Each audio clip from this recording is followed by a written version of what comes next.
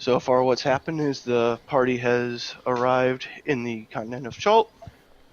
They have done a little bit of dinosaur racing, some fighting of pirates, some delving into the jungle. So far, what's happened looking for clues to party has arrived the location of what is known as the Soulmonger that is supposedly located somewhere in the jungles of Chult. The party has encountered zombie T-Rexes, flaming fist members, some goblin-type creatures specific to Chult, monastery inhabited by Arakokra, and a destroyed hanging garden that held a Medusa that regrettably killed one of the party members, Geth. Where we left off, the party had just gotten their wings from the Arakokra at the monastery of Kursabal, flown about 10 days southwards towards Omu, which they had earlier discovered the location of, and proceeded to encounter another zombie T-Rex and have a fight with. And that is where we come into our game, is near the end of the day at the conclusion of the zombie T-Rex fight with the party somewhere in the jungle, hopefully heading towards Chult. Or not Chult, Omu. Let's see if I can get this voice back fit on there. Alright, seriously though, girls, I can't get over the fact that fucking T-Rex puked up other zombies. It was disgusting, wasn't it? It's fucking horrifying. It's like some sort of undead transportation unit.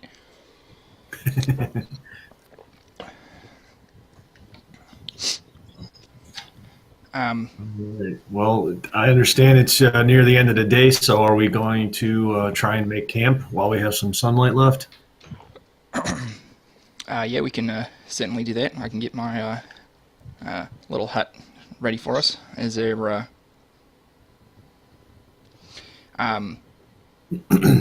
DM, is there a way I can look around for any of those items that we were looking for that one, what was her name? I know who you're talking about. Yeah. The merchant prince? Yes, just make me a survival check. Survival check, alright. Ah, crap, wrong mouse. Wrong mouse, how many mice do you have? 2, one for the laptop, one for the desktop. That's an 18. Alright, so what you end up finding is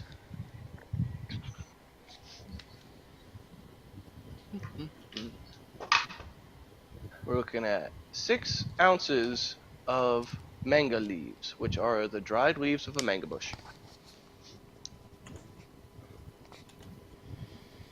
Alright. And That's good, we haven't found any of that yet.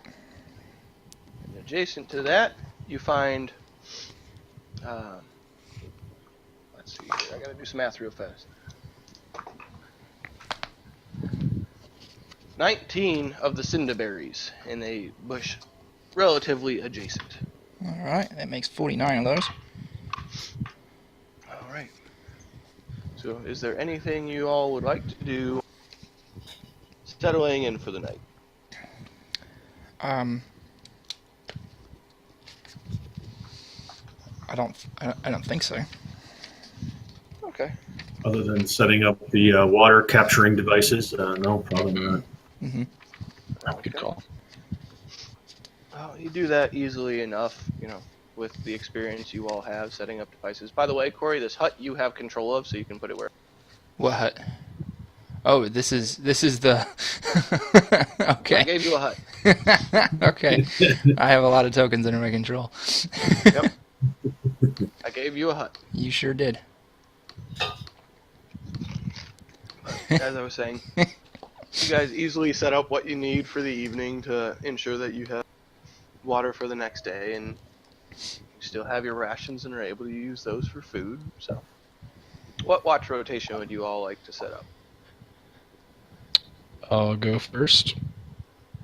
I'll take second. I'll take third. Benning will take last watch. Okay.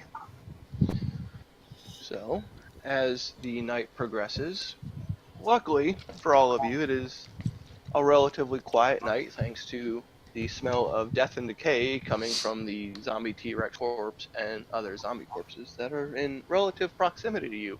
Hmm. So most anything that would be pursuing you has decided to leave you well and enough alone.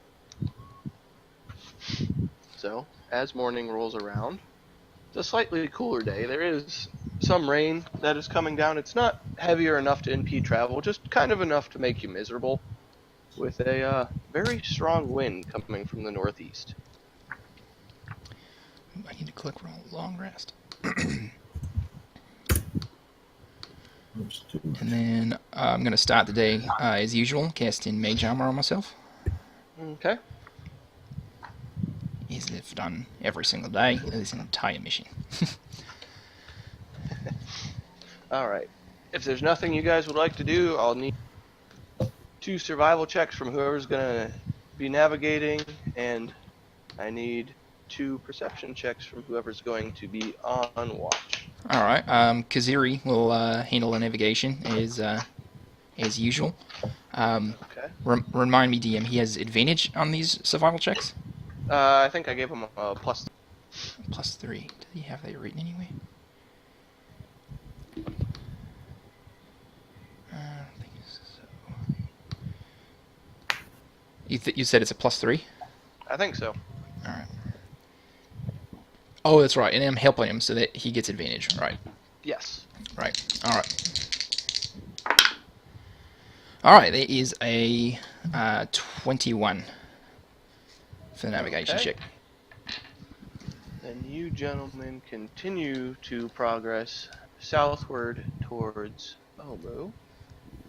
Let me put you guys on your guys' map of Chult, so you can at least see where you're at, because it's been a minute since we looked at it. Mm-hmm. I just remember a lot of little looks like a honeycomb beehive.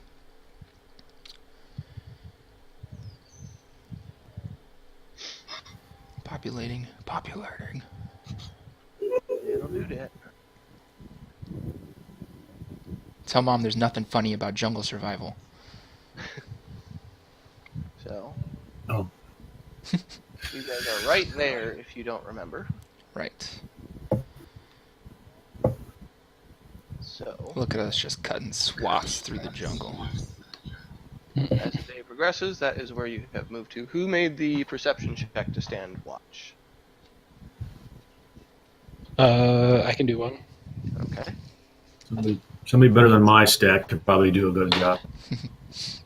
I got a 19. Okay. As you guys travel, you come across some more of the Aljamari, those little unicorn rabbits. Ooh. Mhm. You see some birds flying in the sky, some small reptiles crawling across the ground, but nothing of any consequence. You occasionally come across a triceratops and its young, but they tend to leave you alone for the simple reason that, well, they're not doing anything to antagonize. I suppose that's true. As the day continues, the temperature stays relatively the same, warming up a little bit. Rains lighten up and the wind dies down to just a nice light breeze. Kind of just enough to stave off between the water and the wind the ungodly heat that is Chult. That basically ends your day of travel and nothing exciting on that following day. I need another survival and perception check. Alright. Kaziri and Benning on the survival check. I am rolling great. 20 perception. Okay. Uh, Navigation. 17. Okay. Well, luckily again, you do a very well job of continuing to track yourself southward. What direction would you like to go? Would you like to go southwest, due south, due west? What would you like to do?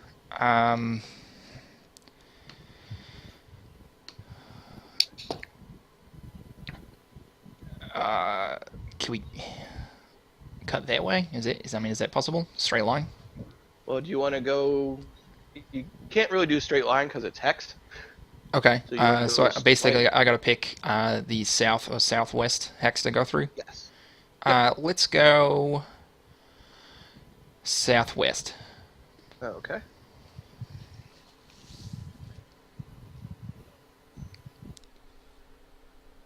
So, again on this day, nothing really shows up. I mean, it's surprising. Maybe the stench of the dead zombie T-Rex, or you guys are just making that much noise that you're scaring things off.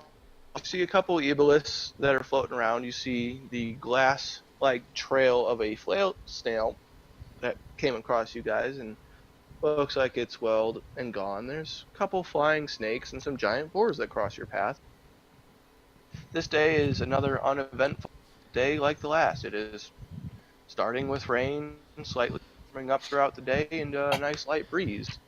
Surprisingly enough, you're having good weather. DM, I have a question for you. When it comes to making camp this evening, can I try casting alarm around, like in the area where I'm going to put the hut, and then casting the hut so there's like a...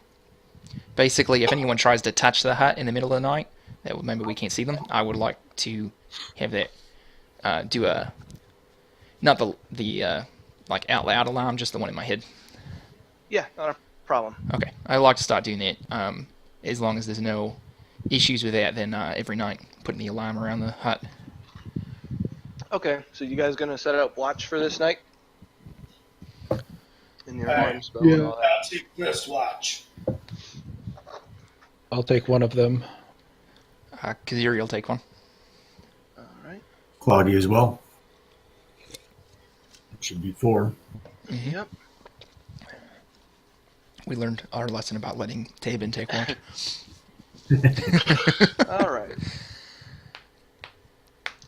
So, the first part of the evening goes uneventful for Rurik. Your night is, as dusk is falling, and you get the nice colors of blues and purples fading to black, and speckles of stars throughout the canopy throughout the night. But other than the insects buzzing by and small creatures skittering past you guys, nothing eventful happens. Wally, are you taking the next watch then, since that was the... Yep. Okay. On your watch, though, all of a sudden you see Benning spring up in his sleep like an alarm has gone off in his head. But you haven't seen anything yet. Other than Benning? Other than Benning springing up. Are his eyes open? I sleepily I don't know, grumble. Benny. There's something outside. What? I go over and shake Benning. Yeah, well, I'm up. I'm up. Get off me. There's something outside. Look out there. Stop looking at me. What? I'll look outside. I will also Okay, look outside. Alright, make a perception check for him. 22, which is a natural. 14. Okay. Well, seeing as Wally got a 22 and a natural 20, you actually notice, right as Benning sticks his head out of the hut that you guys are in, a frog jumps off of the back of the hut, tree frogs, and just smack right on the back of his head. What did you do? Something on my head.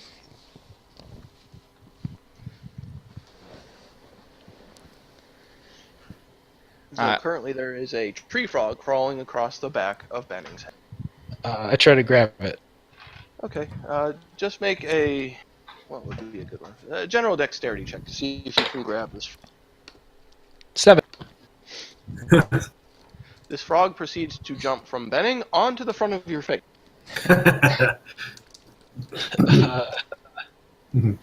I freak out, start flailing my arms, and roll around. Can I get everybody else just to make a general perception check to see if this is enough to wake you guys up? That 20.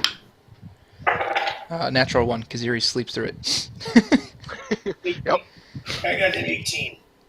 Both Rurik and Cloggy specifically, springs from his sleep, weapon in hand, running towards the screaming that he somehow knows where it's at. Rurik, you spring up and hear the noise and proceed to follow Cloggy out of the tent towards Wally and in an attempt to determine what is going on and kill anything that may be threatening you guys. And there you see a Wally freaking with a frog on his face, flailing around and screaming. Can I try to Hey, why did he get breakfast and we don't? It's on my face. Hey, frog's good eating. I try to grab it. Make a dexterity. Let's see what my mods are. That will be a 9. Well, that in turn gets the frog to transfer from Wally over to Cloggy. I'm getting it now for breakfast. I cast web at the frog. I say, fuck this. All right, isn't that a spell attack? It actually just like I think the frog needs to save to not be stuck. Let me double check here. So does Cloggy. Yeah. Yeah, it's a DC 15 dexterity check. Okay. Well, you're using the Wand of Web, I'm assuming? Yeah. Would that be a safe assumption? Yes, that is correct. The Wand of Web. Okay, then I also need Cloggy to make the dexterity save. I have no idea what that was. That was a 19. Nice job on that one. Did you get the frog at least? So, I don't want frog dick in my mouth. I'm not opening it. surprisingly and deftly, right as Cloggy proceeds to jump out of the way, the frog releases itself from his face and is floating in midair there for a second as this spray of web comes from Benning and covers the, 20, I think it is? Yeah, like the entire side of the dome, basically. Yeah, and nails the side of the dome. Within the middle of it, there's this tiny little bit of movement of this frog trying to struggle against the webbing. Spider butt juice. Fix it every time. I clamp it down with both hands.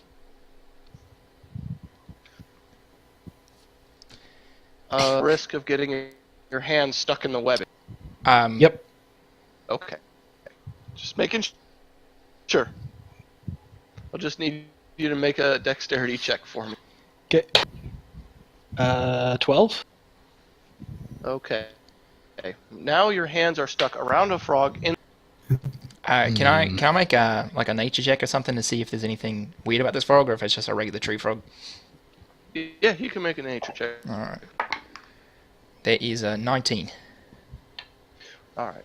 On closer examination of what you can get through, Wally's hands covering a frog and it being covered in webbing, it appears to just a regular tree frog that happened to fall out of a tree or be dropped by a bird or something in the middle of the night and to land in the area of your hut. All right. Follow-up question. Does my nature check reveal whether or not it's poisonous? With a 19, yes, it would, and it happens to not be any kind of contact poison. It is more of an ingest poison. So don't lick the frog, guys. Don't do it. we're not doing Toad here. I had my tongue out and was halfway there. Are you stopping, or are you going to continue? I'm just gonna make eye contact with Benning and slowly lean forward towards the frog. Wally. All right. All right, Wally, leave your hands there. I'm going to drop the web, and you can let our little friend outside. We're just gonna let him go? Yeah, he's just a little frog. All right. And I drop concentration on web. Okay. And the web dissipates, and there is a frog clutched in Wally's hands. I'll just kind of throw him into the woods. And while he does that, I'm going to go back into the hut and try to get back to. Well, all right. I need an freaking. What's the fucking word I'm looking for? Unarmed. Yes, unarmed attack. He has proficiency in throwing frogs. We'll see. Frog tossing there, yeah.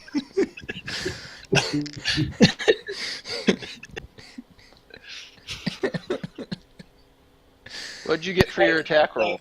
Such a good time at the frog and heading back. What am I rolling? An unarmed strike. Unarmed attack. Unarmed strike. Unarmed. Okay. He's a monkey. 15. Right. What's the frog's AC? This frog goes flying, and this may be a sound Corey remembers of a toad getting smacked with a badminton rack. The same kind of twang and thud as you just see this frog go flying off into the distance.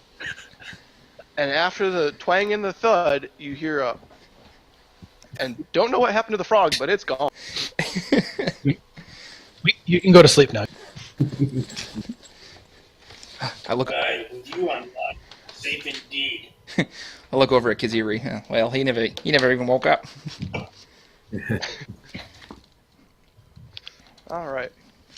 So, Kaziri is up for watch now. All right. Natural 19. Okay. Do you need the modifier? No, that's more than adequate. Okay. After the tree frog incident, nothing of consequence happens on Kaziri's watch. He doesn't understand why you're all so giddy, at turnover of watch. But he rolls with it as Kaziri does. His watch goes without incident. All right, Cloggy's up. Is this a survival or perception? It'll be a perception.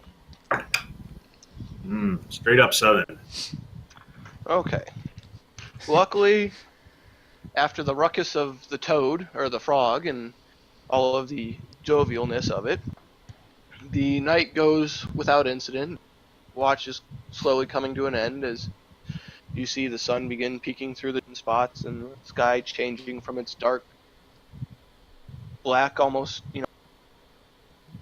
being able to see the Milky Way, the galaxy treetops into, oranges and reds and yellows as the sun begins to rise.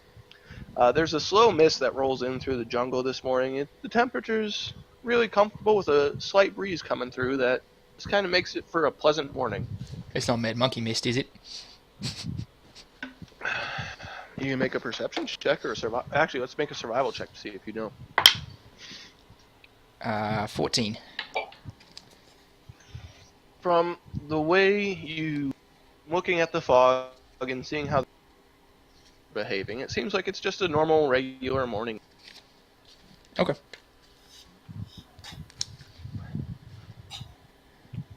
All right. So that is the start of your morning. And if you would like to do anything before you adventure off in the day, or we can get rolling on a direction and a perception check. I can't really think of anything. Okay. Yeah. Uh-oh. Guys, we might be lost today. 9. Ooh. All right.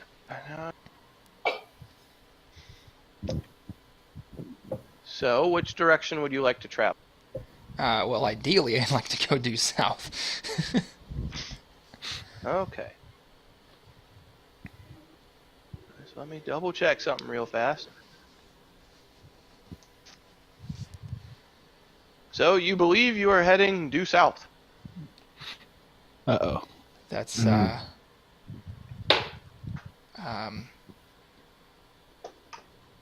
That sounded kind of ominous. yeah. Believe.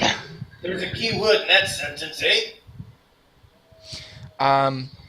DM, I have a question because the whole find the path thing is it's a little strange compared to like the actual spell. Can I use that to um, like sort of figure out which way we need to go to get to Omu? Let me double check since they do weird shit in this one. Right. Yeah. I think I only get to use it once, so I was just curious to see if it works or if it works that way, and then decide if I want to use it or not.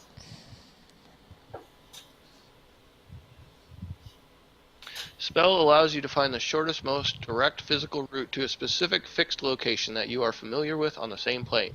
So if you were to use it, it would give you a arrow pointing in the general direction that you need to head, essentially. Okay. And it would work even though I'm not like technically like I've never been to Omu.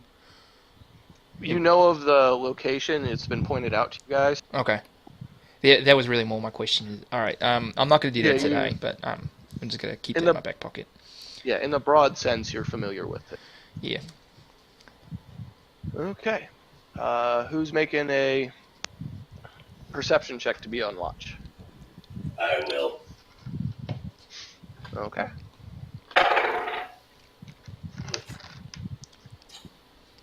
15. That's actually exactly what you needed. So, as you guys are traveling through the day, you know, a couple small creatures having it out and so on and so forth catch your attention, but as you travel through the jungle, you notice, barely, that there is a slight clearing off to the west of you guys as you are traveling right now. Well, what you believe to be west. And it looks like there's something not small or natural, but rather large and humanoid hanging from some trees. Is it moving? Is it edible? Well, Rurik hasn't told anyone about it yet, so Okay. he's the only one aware of it. My bad. All good. But if he chooses to inform you guys... But to answer your question, from this distance, you can't really tell if it's edible. You just see something that looks about person-sized hanging from a tree. I whisper back down. Hey guys, there's something up ahead. What kind of something? That looks, I don't know, mankind. Humanoid something. Does it look like it's alive? I can't tell. It's a little too far. The old peeps don't see like they used to after 200 years. Well, last time we got a glimpse of something in the middle of the woods is when I got that find the path spell, actually.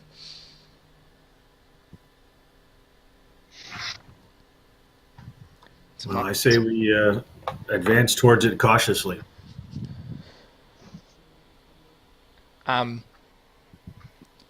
Can I look for like traps along the way, like as we advance, make sure we're not like getting snagged by some sort of, you know, like the thing where you like put the tree branch on the ground and then it like. Yeah, not a problem. Make an investigation check for me. All right, I'm pretty good at these. All right, that's a 15. That's actually a low roll. Okay. As you are walking up and keeping an eye out for any kind of traps, beyond the normal, you know, twigs and stuff that you would want to try and avoid, there aren't anything that appears to be trap-like, just, you know, a semi-cleared, almost frequently used path leading towards where you guys are heading. Can I tell what sort of path it is? Like, is it a beast of burden? Is it small tracks, large tracks, a cart, anything like that? Make a nature check for me. Nature or survival? Are It's you trying to see if it's... It's the same thing either way. Okay. 14. Okay, looking at it, it looks like it is relatively man-made, but you do see these tracks of these little goblins walking away from you guys, heading in the direction of those things you see hanging from the tree. Oh, now there's multiple. Yep, you see about 4 to 5 of them. Batari. I mean, does anybody really feel like tangling with those gobshites again? No. Well, as you guys are discussing this and, keeping an eye on these creatures as they move, you see through the trees what appears to be an encampment, and what those actual bodies are corpses that are hanging from the trees. There is a series of individuals, 5 to be exact, that seem to be strung up by their necks, hands tied, covered in some sort of sticky liquid, being infested by bugs and different insects. Ugh. Well, guys, you want to try and find a way? Or through. That is the other option. Well, the fastest way is a straight line. Here's my thoughts on the whole thing. So I've got the hut, obviously, which is great, but it disappears after 8 hours. And if there's something out there, we are pretty open to an ambush if they see us. So that being said, I don't know how far we can make it from here with the rest of the day, and actually be sort of outside of these goblins' hunting range. Can we tell what time of day it is? It's getting near the end of the day. You're probably an hour or 2 out of sunset, about the time you would normally be making camp. You said we see 5 goblins? Yep, 5. Make a perception check for me, whoever wants to keep an eye on these guys.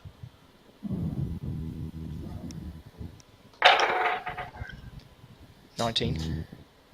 Alright. 13.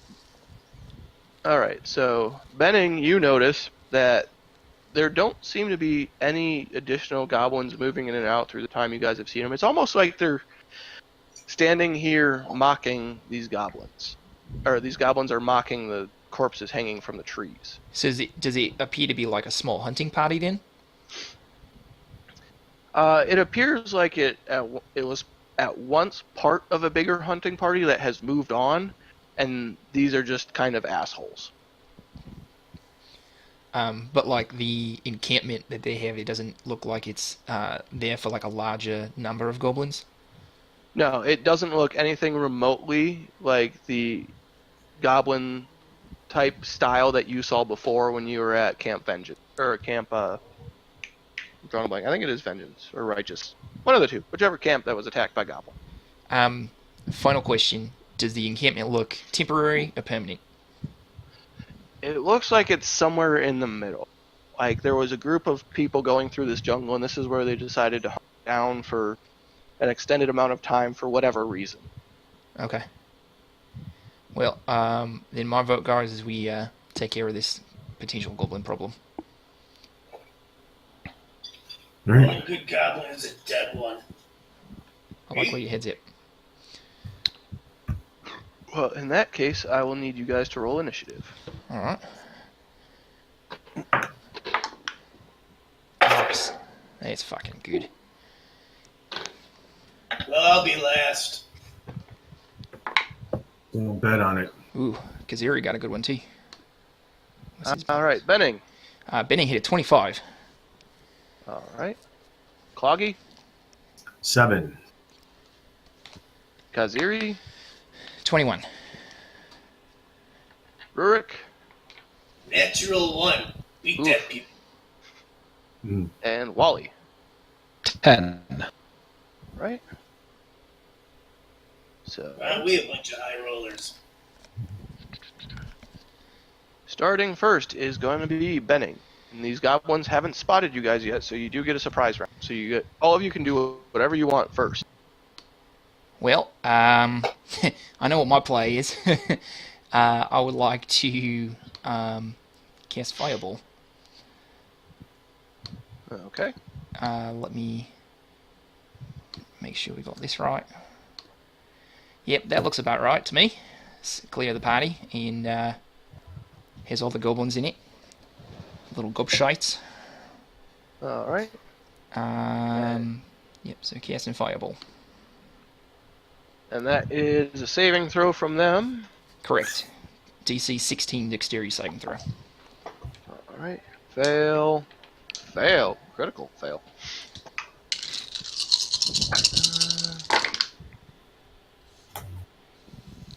One passed. All but one failed. All but one failed. Yep. Alright, it's 39 fire damage. And with that, Benning manages to clear out an entire goblin camp.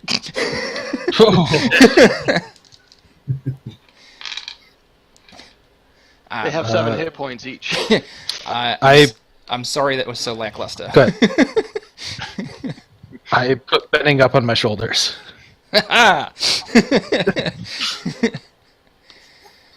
So, with that, Can we investigate the camp then and see if there's anything worth taking? you guys get 50 experience each. 50. Yes, you can investigate the camp. Alright. Was that 15 or 50? 5. Alright. So, as you investigate the camp, it looks like it is relatively in good condition versus the fact that it has just been hit, at least partially, by a fireball. Numerous footprints and blood spatters throughout the camp where people in the tents got dragged out by the goblins. The tents are actually rather ornate and over the top for what you would be expecting in Chult. There's numerous crates and boxes that have been broken open or, left closed depending on the situation. There's a rowboat that looks like it's been dragged through the jungle that is full of random supplies and clothing and various goods in various state of dampness thanks to the jungle and dryness thanks to the fireball. Looking at the corpses, there's a mixture of humans, there's elves, there's half-elves, there's, a dwarf mixed in there. They don't look like they should be in this jungle. Their clothing is far more proper and prim than what would be expected for a normal adventuring party, and they don't look like they are the type of people who would have seen work or done this willingly. Is there, on the map, is there a settlement anywhere nearby that, city folk would have really lived it? So, you guys know this very well from the time you spent in Port Nyanzaru. Port Nyanzaru is the only city that exists. It is the only bastion of civilization on this entire continent. And these guys are a solid month from there. Yes. Do I recognize what clan the dwarf might have been? Make a history check for me.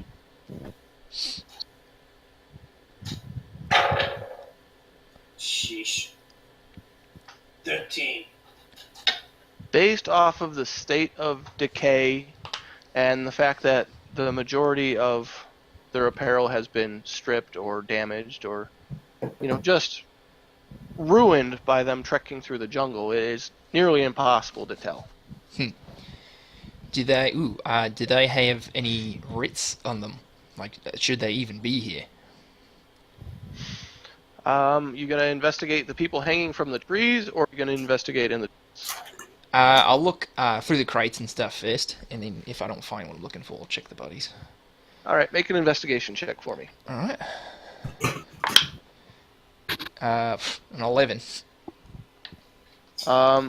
You find numerous sheets of paper Mm-hmm.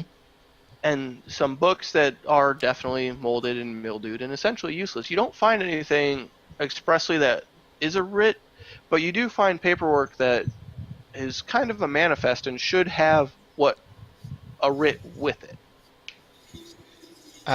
Does the manifest say what they were doing by any chance?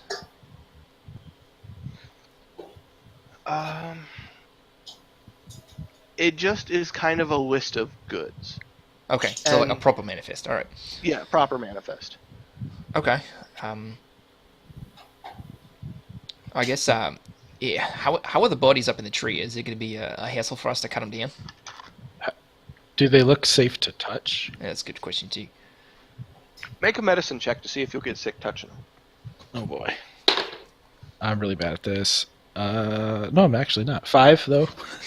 Bad roll. This is a bad roll. I thought it was a -2, but I'm a +3. Oh, yeah, that's not bad. +2, sorry. There are bugs and insects of all manner and shape and build crawling in and out of these bodies. There's bio and just the decay goop that seeps out of a decaying body kind of slumping out of their midsection where they've been disemboweled. You looking at it go, I'm not touching that. But they're tied up, right? Yes, by their necks. Is there anything salvageable from them? Make another investigation check for me. Oh, let's hope I don't roll another 3. Better yet, a 1. That's a 9. You can't exactly tell if there's anything on the body salvageable just by the avoidance of throwing up. Alright, well, I go back then to the crates and see if there's anything worth taking while the other people figure it out. Anybody else want to investigate the camp while they're at it? I do. All right. Roll an investigation check for me. Ooh. 21. Natural 20 or adjusted 21? Adjusted. Okay. You have this keen eye for the fact that you are a dwarf for shiny metals. And as Benning is dry heaving, Wally is looking at the corpses in disgust, and Cloggy, what do you want to be doing? He's absent. I don't have cameras right now. What's Kaziri doing? Bushes. Kaz probably looking through the goods and stuff like that, seeing if there's anything he can use for like healing party members, anything like that. Okay. But Rurik ends up finding, just out of the corner of his eye, he sees in the bottom of one of these crates that you are going through, a coin that seems to be wedged about halfway down the side of this crate, which doesn't make sense, seeing as it's the flat bottom of the crate, and everything that he threw out, there should be nothing more in there. There's about half of a coin that is wedged in the side of this crate. Ooh, false bottom. Now we're talking. So I take it you're going to open this false bottom? Oh yeah. So in there, to much joy of you being a dwarf, you end up finding a cut diamond worth 500 gold pieces. You find 46 platinum pieces, 2,348 gold pieces, Oh my god. 3,578 silver pieces, Wait a minute, 3,548? 78, 578. and 1,486 copper pieces. Wow. 1,486? Yes. There's a ridiculous quantity of money. It's a shame nobody else saw it. So are you going to try and be sneaky about it, or are you going to inform the party? A dwarf always informs the party. He doesn't be a greedy bastard. Unless there's a diamond for 500 gold pieces worth 46 platinum pieces, 25 gold. Here, I'll put it into the...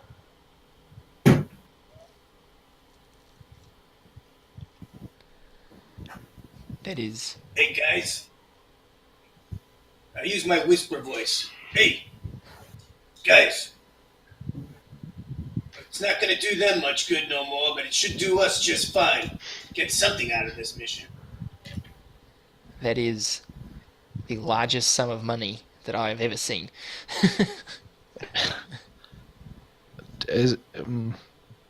Do we know where they came from? Guessing by the clothing, they came straight from Nyanzaru. I'm not sure if anyone realized when they killed them what they had with them.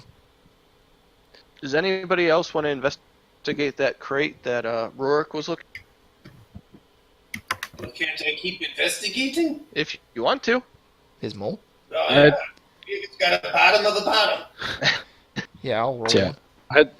I'd like to just kind of look around if there's anything to indicate where these people are from. 19. 13. Okay, in what I rolled a 1. Wally, And that- you are still And that's a enamored minus with 2. you're still enamored with the dripping corpses and are having a hard time pulling your eyes from. Gross. Rurik, you notice in the bottom of that crate where you were looking and going through the gold, you do find a writ.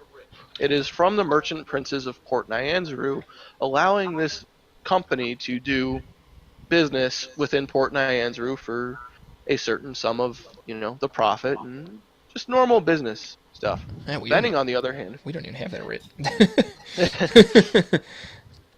you find a journal that was stuck to the lid of this false Ooh. bottom. Yes. In this journal, it describes that these are a group of merchants from the Sword Coast that were on a diplomatic and trade mission to Chult for opening up a new business and trying to establish a flow of trade and commerce and goods. But it turns out that their ship, as they were traveling, had been racked with a horrible, horrible storm, and they had shipwrecked on the coast. Okay. Since then, the survivors have been trekking through the jungle and working their way to try and find Port Nyanzaru. And it details that their party members have been dying off from disease and sickness and lack of food and the wild creatures and just the horrible, horrible things that have been going on in their trek through this jungle. And they're just looking for any kind of bastion of civilization. Wow. As the notes continue going, they're getting more desperate and frantic, and you can see that the weakness of being in this jungle for so long while being ill prepared is just taking its toll. Okay. And finally, it talks about how they were down to the last 6 of them, and they can no longer keep going, and they just need to stop, and they need to stop. And then the journal just cuts off. Are there names of people in the journal? Not in this journal particularly. Okay. It's more of the log of the events that happened and Yeah. not the individual. It's like somebody was taking the time to Chronicle. chronicle it in case anybody, found them. They knew their story and they knew that, the symbol, if it ever made its way back to the Sword Coast, could be used to identify them, because it's not very often that, people of a merchant guild happen to get shipwrecked, because they're very careful about making their money. Do I being from the Sword Coast, do I recognize the symbol? Make a history check. All right. That is a 27. This one you do recognize, and it's one of the symbols that you guys saw very, very early that was tied to Sindra Sylvain's company. Oh. Yes. And so basically she may have been using connections to also get other adventurers and supplies into Chult to try and facilitate finding the Soulmonger a lot sooner, Huh. and through less than kosher means. We certainly could have used this money a long time ago if she was going to fucking do that. But as you guys have spent your time rooting through the camp and whatnot, night is falling on the camp. And, well, there's charred goblin corpses and leaky, spongy bodies around. Well, here you guys are. We didn't find no weapons. No, you did find a couple weapons. They were very ornate, not very practical. It was things like daggers and short swords that, really looking at them, you go, this isn't a real weapon. This is, I'm going to show my status kind of deal. But they have been, damaged and ruined and corroded just due to the nature of the jungle. What was the last... do they date the entries in the journal? No, they do not. The Oh, okay. last one that has a date is roughly from a month and a half ago. So they've been here a while. Yeah. All right. And that's about the time that they went shipwrecked. Okay. Interesting. All right, I keep the journal. There's really no identifying marks of who these people are. No. Like their names. Can't even tell Syndra, like, hey, we found your money mules. Syndra would be able to tell you who they are. Yeah, that's true. All right, well, shit, this is a lot of money. Can we carry it all? Well, you do have a Triceratops and Tabin with you. It's true. We can just jam the Tabin with money. Tabin can carry it. Just fill Tabin with money. Turn him into a fucking piggy bank. No, I'm kidding. As he starts trying to jam money into Into what? his butthole. Oh god. No, if I learned anything from the last time we played, we don't need to stuff Tabin full of anything. Of course, this is at Kaziri's instruction. Yeah, right. All right, yeah. Rurik, you said you got the list of the money. So you know how much we got? I believe so. All right. It is in the chat. Oh, okay, cool. Well, it's getting late. I would like to cast the alarm spell and then throw the tent in there too.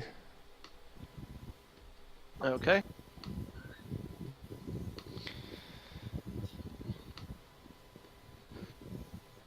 And then I just get ready. You guys can keep looking around if you want to. I'm just making sure we've got this for when it's actually time to sleep. We're just gonna sleep with these dead bodies. Well, it's a little late to get any farther. So who's taking what? I'm taking first. I'm taking all. It takes All right. Wally, what'd you say? I'm taking all of them because I can't sleep here. Okay. There it is. So who's taking fourth? I will.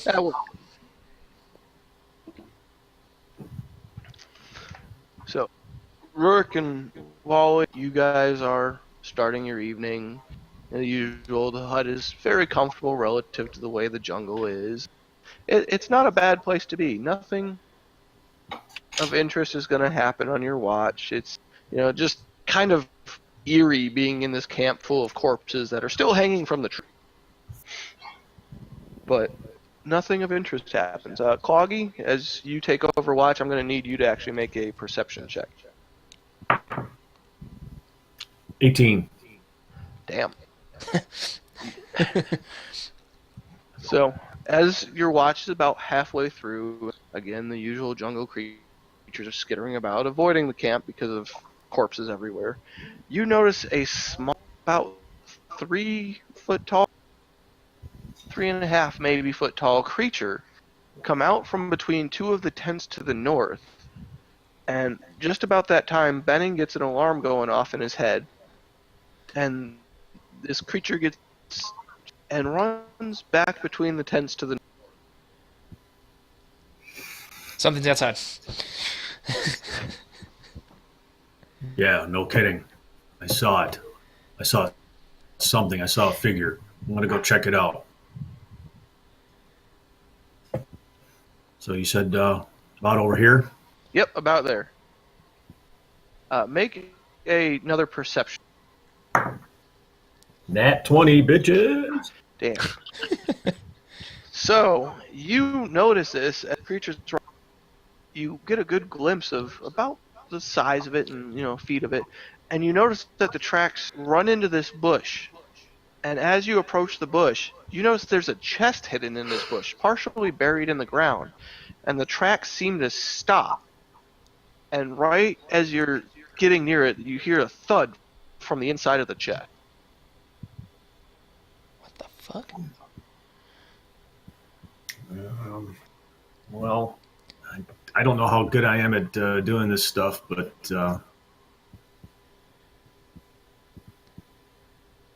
How well can I see it? Lehman's tiny hut does give off a glow, correct? I think only on the inside. Only on the inside. It's it's hard to see. It is a dark wood chest with leather wraps. It looks like it's very weathered and beaten beyond everything else here. It looks like it is very old. All right, I'm going to walk back to the hut and go inside briefly and see if Benning is still awake. And if he is, I'm going to ask him to come out and help me check this out. I can't leave the hut or it goes away. Is Oh. Is Wally still up? Wally, are you still Well, staying up all day? Yep. he said he's not sleeping. Yep. Hey, Wally, come help me check this chest out here. There's a creature that might be inside it too. So I'll light a torch and we'll check it out. Okay. Okay. Unless So unless you have dark vision or something like that. Do I have dark vision? I don't think I do. What are As you? a Are you a Goliath? Goliath? I don't think so. No. But I don't suffer penalties in high altitudes. Oh, hey, look at that. All right. So how would you like to go about investigating this chest? All right, I hold the torch a little closer to it without trying to set it on, or trying to not set it on fire. And I want to check and see if I can notice anything strange about it. Maybe whatever rudimentary traps I can recognize or whatever. Okay. Make a investigation check for me. Investigation. That is a modified 18. Okay. Looking at the chest, again, it is very old, and you notice there's a placard on the top of it, and there's just one word on there, and it is Feld. It's old, rusted. It's kind of one of those old brass placards, and the case seems very well hidden. It's like somebody took great care to hide this chest in particular, but it doesn't appear to be trapped in any sorts. It doesn't appear to even be locked at the moment. The locks are sprung completely open, and you're hearing an occasional run inside the chest. Right. I'm going to continue holding the torch down near the front of it, and I'm going to step like to the corner, kind of towards the side, and I'm going to carefully grab the lid and open it slightly. Okay. You do that without incident, and from inside of this chest, you hear a slight squeak. Not an animal squeak, more like a human. And then what sounds like somebody running down a flight of stairs. What the fuck? I open the door or the top a little further, Okay. About how far opening it are about you? half. Okay. You notice that there is, again, what appears to be a false bottom that is laid up against the inside of this trunk on the hinge side. And there's a void beneath it. Not, as in there's something physically, a bottom underneath it, but a void that looks like it descends. I look at Wally and I give him a kind of a, hey, do you believe this shit kind of look? And I just look very confused. Clearly, he does not believe this shit.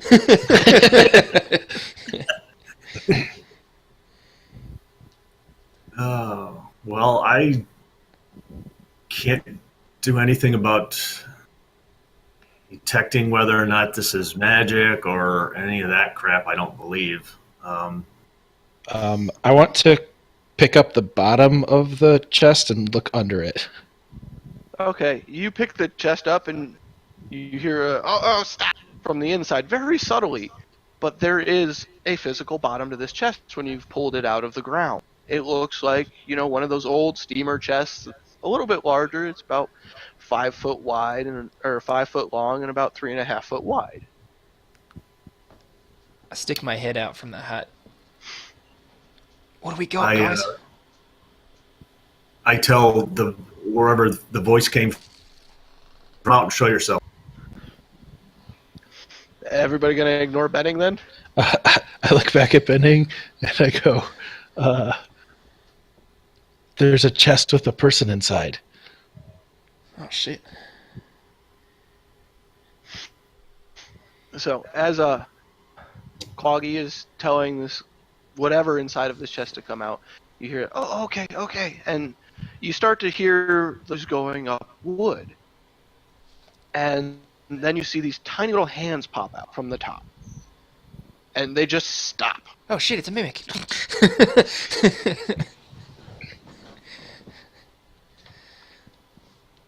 Do the hands look human? Make a perception check for. Oh, I'm doing well with this die. Let me see. Perception, I believe, is still 0. Yes, so that's You notice that they are humanoid. More specifically, they look to be gnomish. Is it Tyrannus?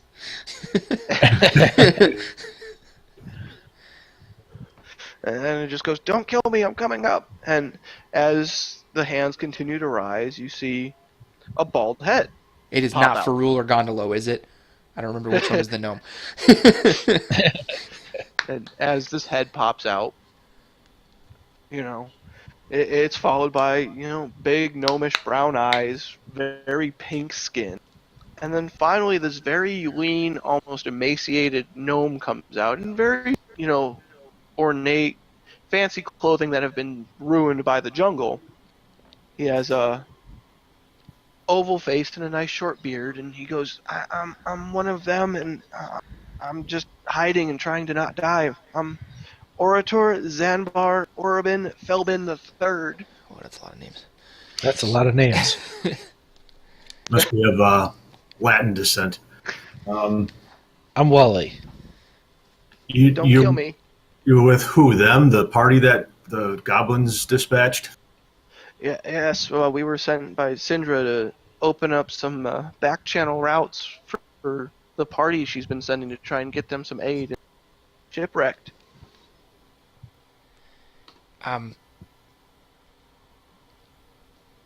Benning, there's a gnome. Tell me his name. I can let him into the hut. I just need to know who he is. He is. I yell back over my shoulder. He's got like 7 of them. I'm not seeing. I turn to the gnome and say, "Say your names louder." Orator Zanbar Orabin Felbin III. There are 3 of you? You guys can bring him in the hut. All 3 of them? Yeah, all 3 of him. All right, little man, let's move. He goes, can you put the chest down first? I don't want to... Oh, I didn't even realize I was still holding it. I set it down. So as you do this, this short little gnomish man jumps out of the chest, closes the false bottom, and you hear what sounds like magic dissipating, and he shuts the chest and locks it and follows you. All right, we lead him over to the door of the hut, sort of urge him to go inside, and I'm going to put the torch out and walk inside myself. All right. Now you have this strange little dirty gnomish merchant man inside of your hut. And 3 of you are awake right now. Strange little gnomish man. I extend a hand and said, "I'm Benning Chesterton." He looks at you sheepishly, but takes your hand and goes, "Nice to meet you, Benning." And I'm very surprised you've managed to stay alive this long. How have you managed to do it? Oh, that's thanks to my grandfather's chest. Well, my great-grandfather's technically. I can hide in it for about 6 hours a day, and that's about all I do. Well, you must be very tired. You have no idea. How long have you been doing this? I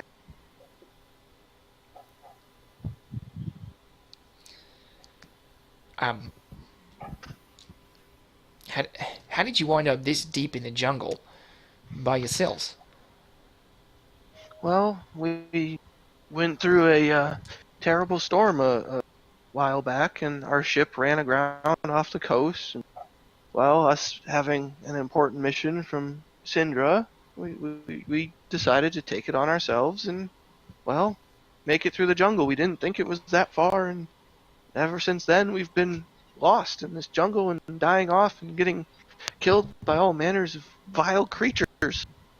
What is this mission that she sent you on? We were specifically tasked with going to Port Nyanspur to the merchant princes to gather as much information as they had on Omu and the death curse and what they know of it and their history, and open some backwater channels for some illicit transportation and trade deals to get as many individuals into the relatively reclusive land and take down whatever is causing people to die in Statehead. I look at Benning and I go, kind of give him a shrug and like a, hey, what are we gonna do with this guy now? I mean, you've Should survived we it. take him with us? I don't know if he could be helpful. Yeah, I don't know. I mean, we could ask him, I guess, what his specialties are, but like, I don't know. Am I still asleep? Make a perception check to see if you overhear this strange voice. Dirty 19. You overhear a strange voice, startled awake by it. Right, what is this? Disturbed my beauty rest, ye did. And with that, your little gnomish friend begins to... I try to grab him. What's his problem? I whispered it.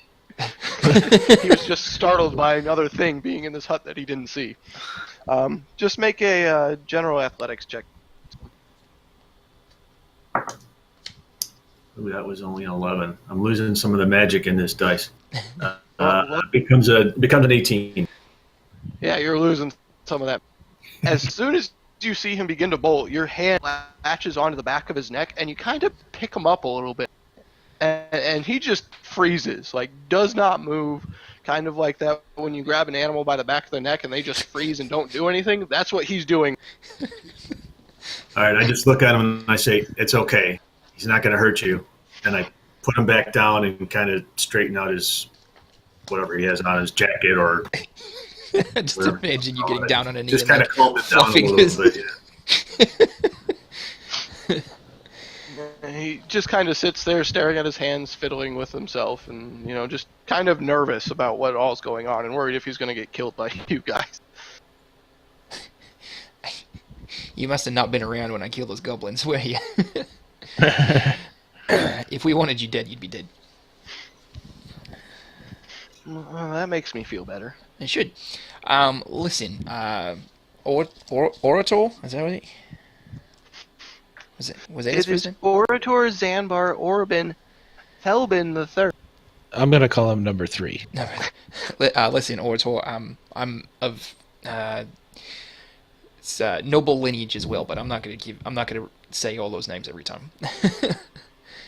What? I'm not noble lineage. I'm just a gnome. I'm a look, merchant. What do gnome. the common folk call you up above? What was that, Rook? What do the common folk call you when you're up above? I know it ain't that.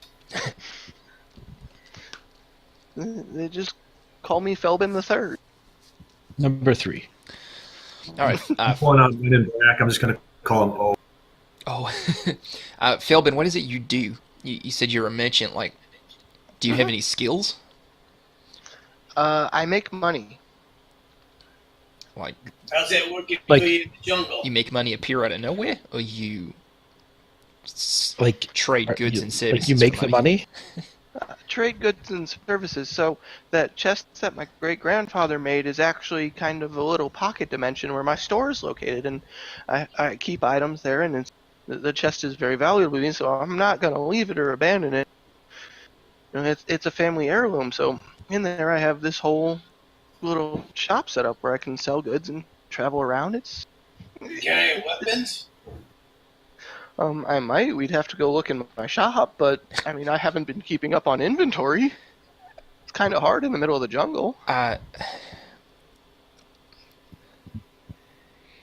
Listen, So okay. how you Tell you what, that Philbin. chest? Sorry, Roar, go ahead. I talked over you.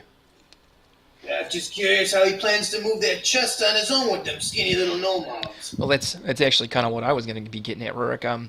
Listen, Philbin, we can probably tie your little chest there to our Triceratops and bring you with us. Doing so, though, I would hope would grant us some benefits with you in your shop. Ooh, are you a gnome with benefits? He just shoots Rurik a real dirty. Lighten up, boy. You're in the jungle now. Don't feel too. Everyone I know is dead, and you're a pervert. Both of those are true statements. So, I mean, I don't really see what your other options are, Philbin. Continuing to live underneath a bush in a chest for 6 hours at a time, probably not a real long-term strategy, if you know what I'm saying. Well, if I do go with you, I'm not giving you anything for free. I can't afford to do that, especially at this point. Oh, no, but we did just, we came into some money recently, and we'd certainly be willing to, at a steep discount, purchase some things from you. As long as I don't have fighting, well, I'm not fighting. Look, if all you make is money, then you're certainly not going to make anything dead. So I pretty much expect you to stay in your chest or sitting on top of it the rest of the time. Well, I mean, if you all would like to come and take a look in my shop, I can open it back up. It's got about another 2 hours on it. I look at the chest and wonder how I'm going to get inside.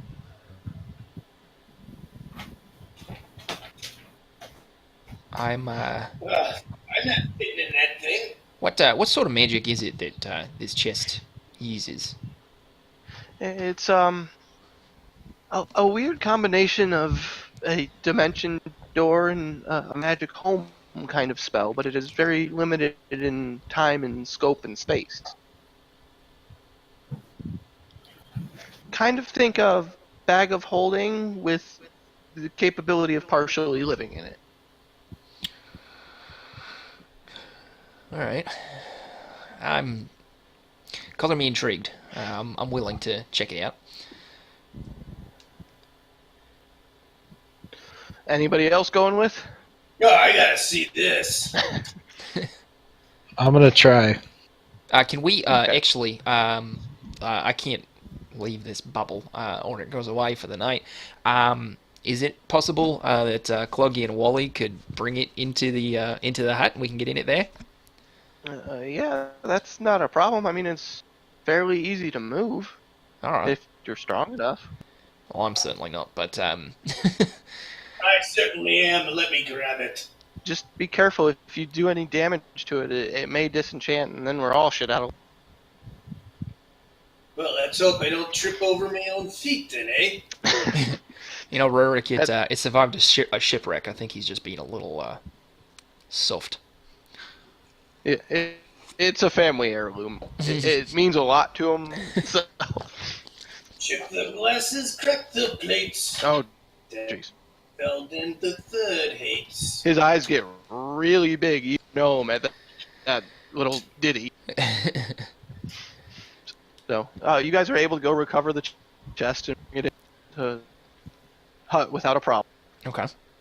And he recites a little incantation. The locks magically pop open, and as he opens the lid, there's a flash of, kind of purplish light, and you see, oddly enough, a flight of well-crafted wooden stairs leading into this kind of dimly lit, almost basement-looking space. It's got a nice finished cobblestone polished floor to it, and you see what appears to be torchlight down in there.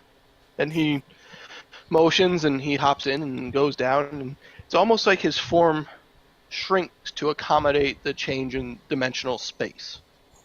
Yeah, I follow him. No hesitation.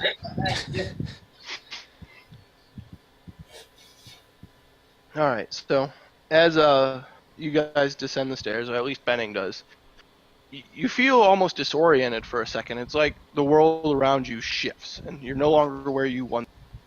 It becomes almost comfortable to be inside of there. And as you go down these fine wooden stairs, you start seeing shelves and shelves and shelves and a counter and all assortments of goods. I mean, you're seeing things from magic scrolls to some salves and potions to, a whole slew of adventuring gear. That seems to be what his main business was adventuring gear and some of the spoils that come with it. So he motions to you guys to have a look around, anyone who has entered, and says, I'll do the best I can to make a deal with you. I'm gonna say this to the party and not. This is like a stage whisper. And aside. Yeah. We should really try to buy things off of him with his own money, basically. what we found. No kidding. Really? Way to caption the obvious. Captain Obvious. I'm just saying, it's funny. We're buying things from him at a steep discount with his own money.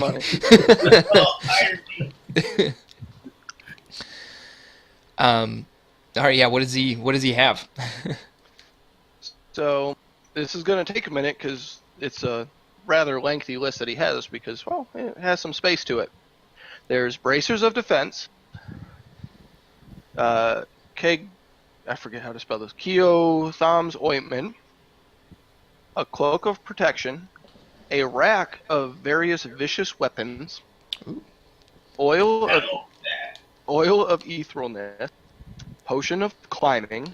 Potion of greater healing. Potion of heroism. Potion of vitality. Quiver of Elolan. Ring of animal influence. Dust of disappearance.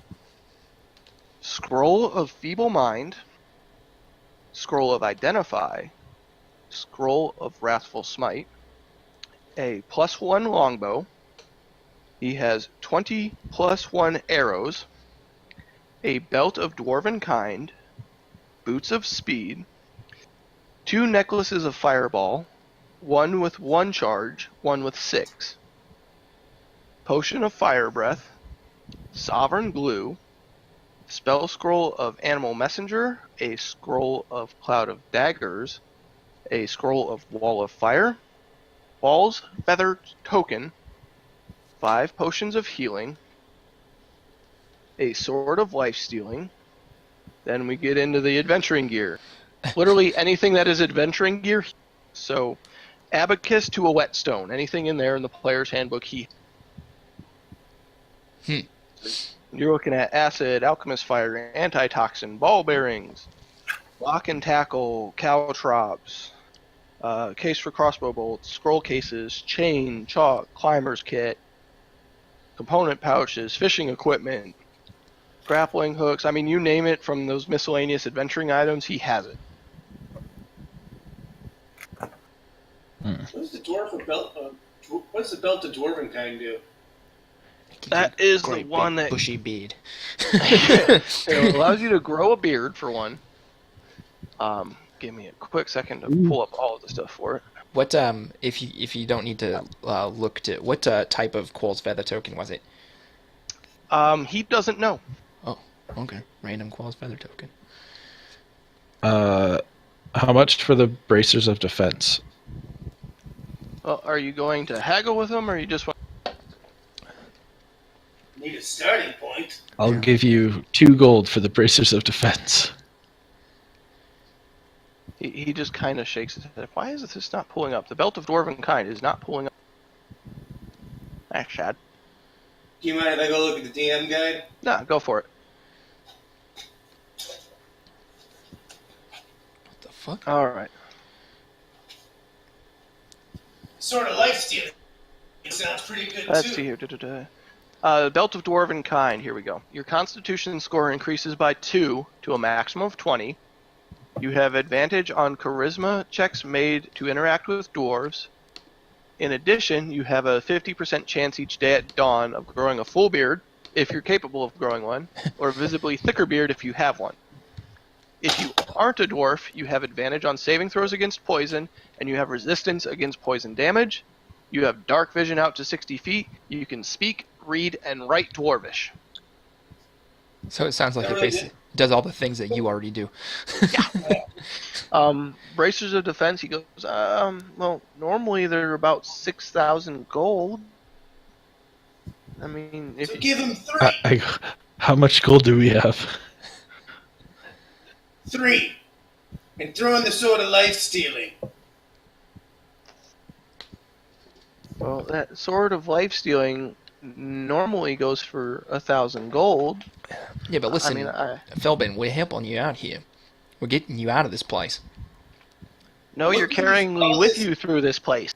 Right, but you're not Yeah. stuck under a bush. Yeah. You'd have been stuck here forever if you didn't find us. We're your only ticket out of here, buddy. We didn't find you.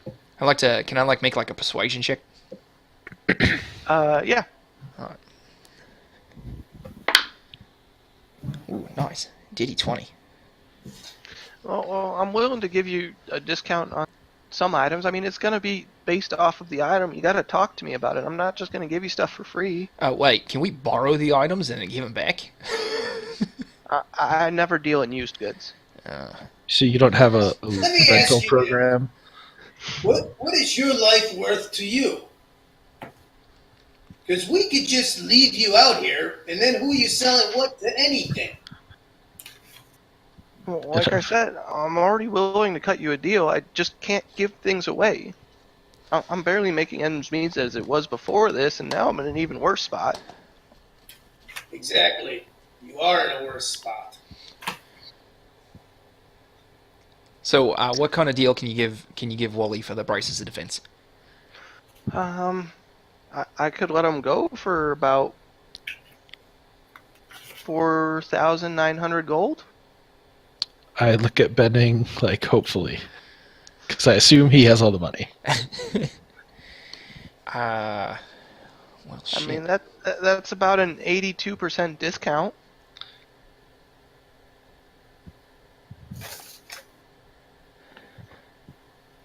$82? Isn't it like 28? Yeah, it's 82% of the original. So like 2,000 and some change would be 82%. Yeah. Brain. Look, I have no place to check you on your math. How much silver per gold? 10. 10 silver. 20.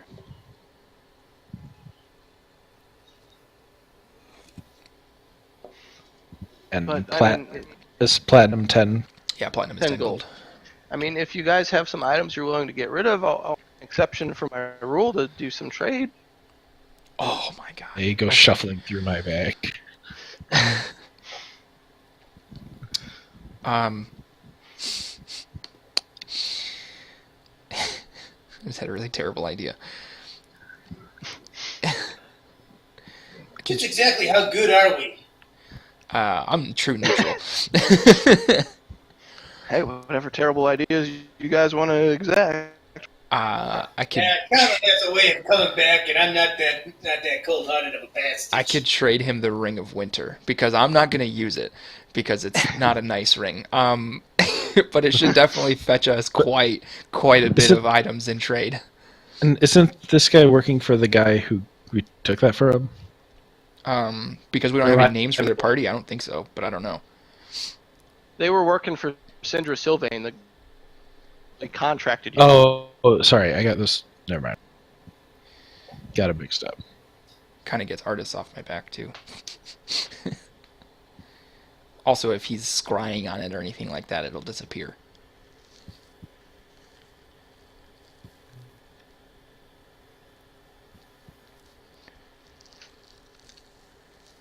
What How would about you if we roll some dice for some stuff? How much for the +1 longbow? Let's see, y'all. That stands at For you gentlemen, 900.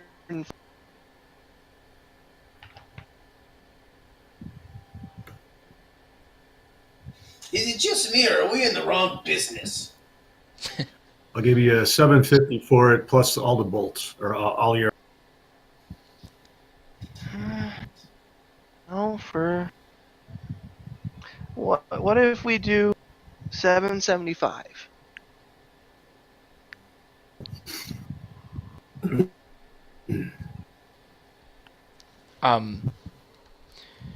Is Sure. is there All any way, right. Mike, So that he you can hands like put over. the list of the items, the non-adventuring gear items that he had? Is there any way you could like show us that list? Give me a quick second.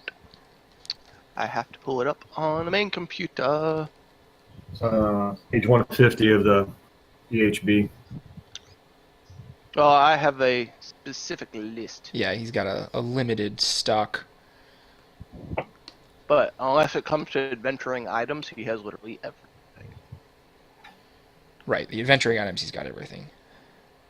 Oh crap! Is there a way? Let me see.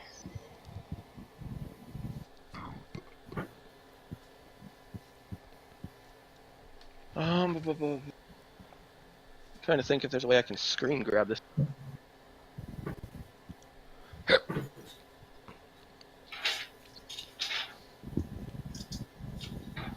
Actually, that should work.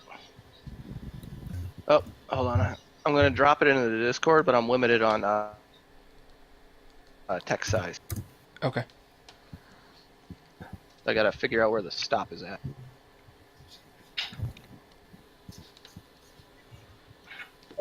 All right. There's 1 through 10.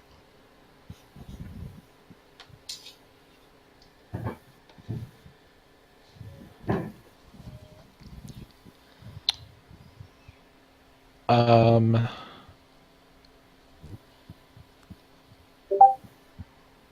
can we tell all the information about this stuff that you're providing? Yes. You'll know, the average value of it, the descriptors of it, the name of it. So yeah. So I can say, you said you don't deal in used goods. Normally, no, but I'm willing to make an exception. Well, somebody owned these before. Well, not to me. I've never known their owners. They are not used to me. So you don't know me. But I know what you have has been used, and you are not a merchant. I just want to rent the bracers. Listen, Philbin, I pulled out of my pack the Ring of Winter. Okay. This largely is a priceless item.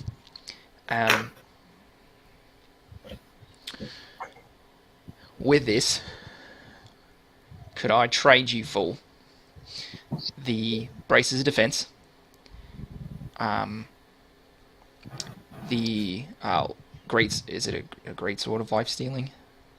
It's freaking longsword. Longsword, okay. Yeah. And the shit. Probably a potion of greater healing.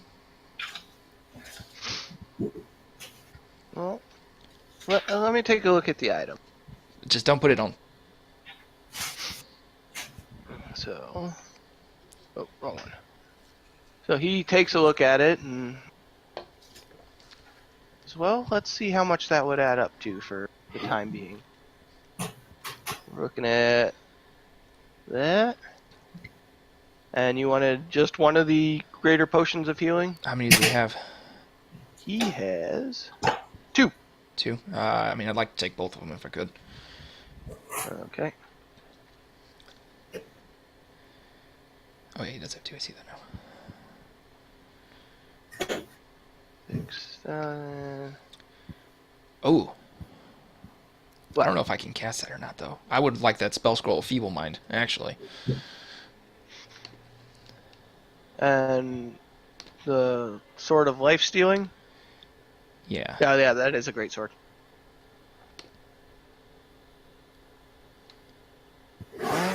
That would run you about 7,300 for the 3 items that you. The Scroll of Feeble Mind. Actually, I don't know if I can even cast that spell. Oh, it's a scroll. Well, yeah, but yeah, I would like it. I'm looking to see if I can put it in my spell book.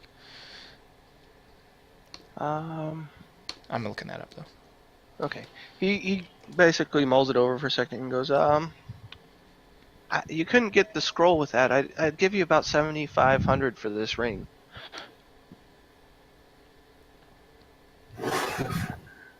Oh yeah, I can put that in my book, but I can't cast it because it's an 8th level spell.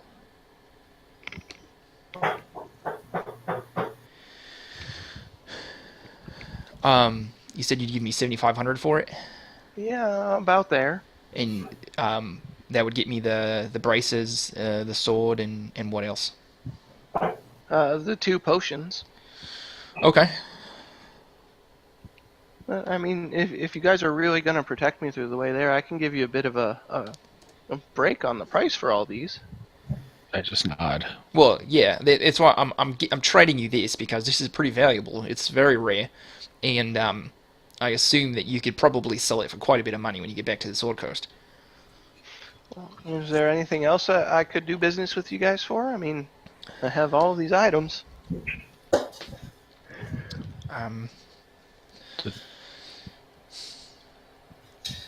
You said you bought the quiver of Elona, Cloggy? You got the +1 longbow and the +1 arrows, all 25 of them. Okay.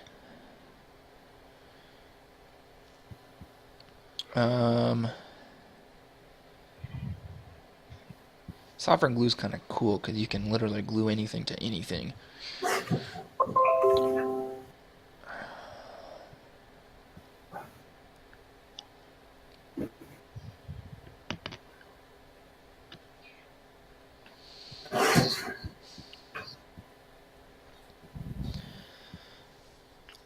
How much for the scroll of feeble mind?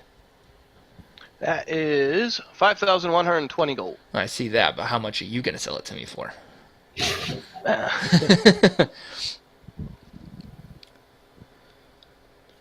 Well, I mean, I could probably go down to about 4,500. The reason why I want that scroll, guys, is it's a pretty powerful spell, and if we can get that off on at the tail end of our mission here, that might be pretty make a huge difference.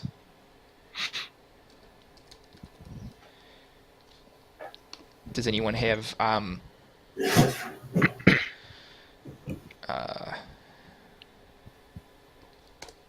like any objection to me using a large amount of that money now that we got those other items from the ring? No. Not a problem. So I'm to understand that the bow that I bartered for has already been taken care of? Yes. Okay.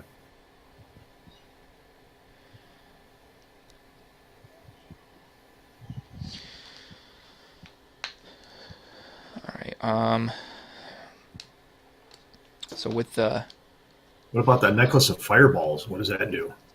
basically it lets you take one of the beads off and cast fireball with it.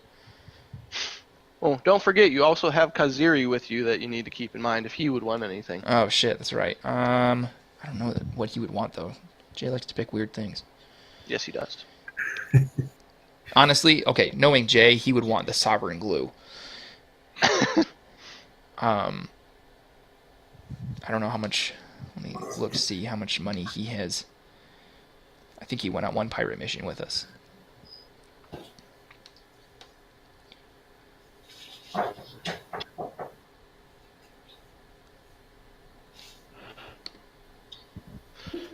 Oh, All right, hang on. I'm gonna look to see really quick how much gold that actually is. Well, right now, if I'm gonna do it, yeah, we'll do it that way. You're looking at 9,687 gold and 6 silver. This is the total cost.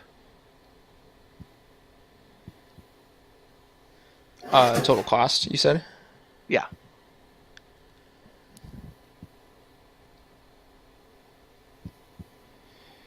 And we basically we basically got 3,680, right, gold from that whole.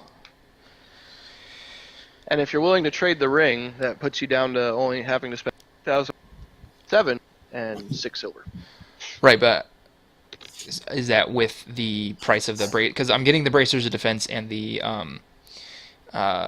sort of life stealing for Wally and Rurik with the ring, and those 2 That potions of is healing, a greater healing. The bracers, the sword, the 2 potions, and your scroll of feeble mind. Yeah, hold up on a second on that sword, Corey. Because my question is, does it even have any pluses, or does it just give you an extra potential for 10 necrotic damage? Just the extra potential. It's not a plus. Yeah, then I don't want that. You don't want a sword that heals you. Didn't say anything about healing, it just dealt more damage. You get. I think you get 10 hit points temporary. back. Yeah. 10 temporary hit think points so. or something like that. You know what? It's still going to do more damage than my other axe. Sure, Corey, that's great. Thank you. Yeah. Extra. Yep, you gain temporary hit points equal to the extra damage dealt. All right. Okay. All right. Sorry, I'm trying to think of a lot of things at once here. So, the bracers of defense, the sword of life stealing, the 2 potions of greater healing, and the scroll of feeble mind is how much? 9,687. Okay, and then minus the 7,500 for the Ring. Ring of Winter. How much left do I owe? 2,187. 2,187. Yep. Okay.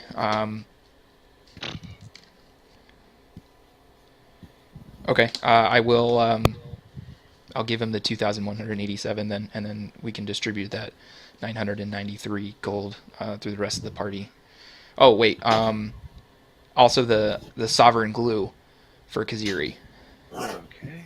Are you charging 400 for that still? You guys are getting a discount. Okay. How much? That puts you at 2,499 with the Sovereign Glue. For the cost, or for how much we have left over from the... How much you will still owe after the ring.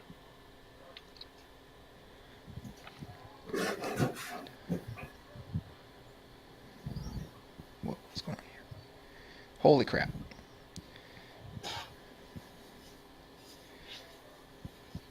What was that again? 2,400 and what?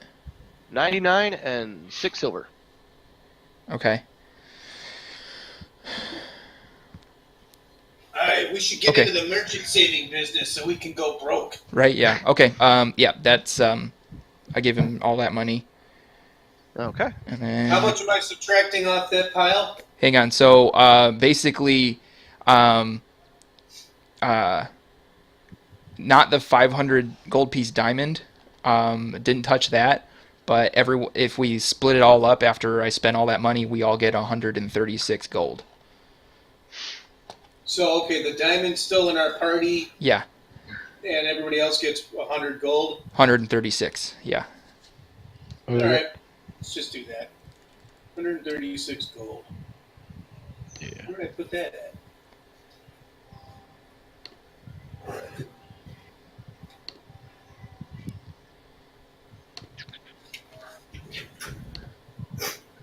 Okay. You know, I saw it And there. sort of life stealing. Where is that spot for gold? On the character sheet, I actually don't know. I'm guessing on the first page near the bottom in the middle, but It's equipment. You have to click on it. no. He's he prints his character sheets off. Ah. Oh, I'll just write it down. 134 gold. All right, let me take the Ring of Winter out of my inventory. And I'll erase all these piles of gold and just keep the diamond. Is there a party sheet that you got, Corey, or do you just want me to keep an eye on this? I mean, I have my gold on my sheet. Right, but we still have that diamond, which is for the party, correct? Oh, yeah. If you just want to keep track of that so that you know that we have it. Okay. So I have to attune that sword, don't I? Yeah. Yeah, I think so. Well, how long does that take? Short rest. Yep. So you can do it with, I'm guessing, the remainder of the night? Yeah, with the remainder of the night, you guys are good. All right. So that's a great sword, huh? Yep. That should do some damage in one hand. All right, and then I looked it up, Mike, Yeah. to cast the Feeble Mind Scroll. It is it's going to be a DC 18 Arcana check. Okay. So hopefully I don't need to do that anytime soon. But yeah, so it's a shot in the dark, but if it works against Acerak, that's fucking awesome. Or if it doesn't, you're shit out of luck. Right. All right. So, anything else you would like to do with this gentleman? I don't think so. I think we already. Couple of potions of healing, maybe. I bought 2 potions of greater healing off of him. With the ring trade and all that. He has Okay. 5 standard potions of healing that he is willing to part with for 39 gold apiece.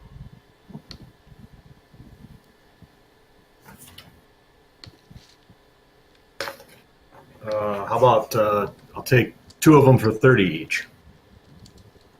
Just after getting the ring, he just kind of hand waves it and says, "Okay." He's enamored with the ring at the moment. Do not put that on. Actually, listen. I need you to promise me you're not going to put it on. Okay. Insight check. All right. 15. He looked at first like he was being honest, and then he's kind of at that point. But I own it, so I should be able to do what I want with it. He's kind of fobbling back and forth between, am I going to put it on, am I not? Look, you have scrolls of identify. If you want to, maybe use your stock to figure out why that's a terrible fucking idea, I'd say do that. But otherwise, you just have to take my word for it, and I'm gonna have to take yours. Okay. But if there's nothing else you guys would like to get from him, he leads everybody out of the box right as it dissipates and says, "Well, I gotta wait another 24 hours till I can do that."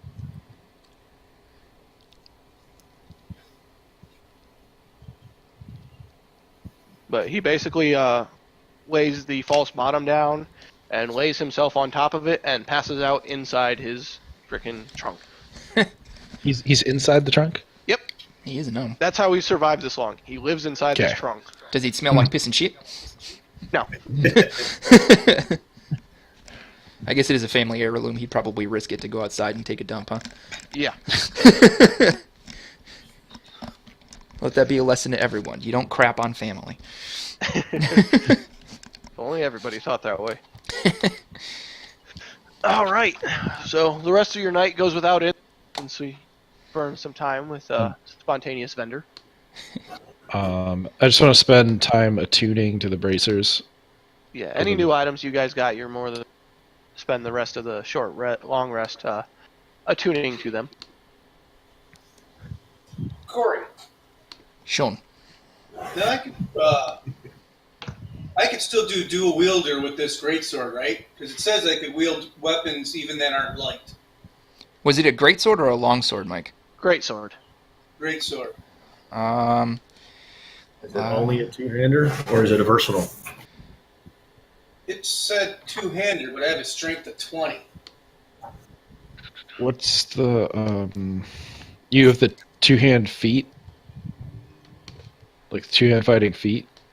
Yeah, you Or should be whatever able it's to called. see my character now, right?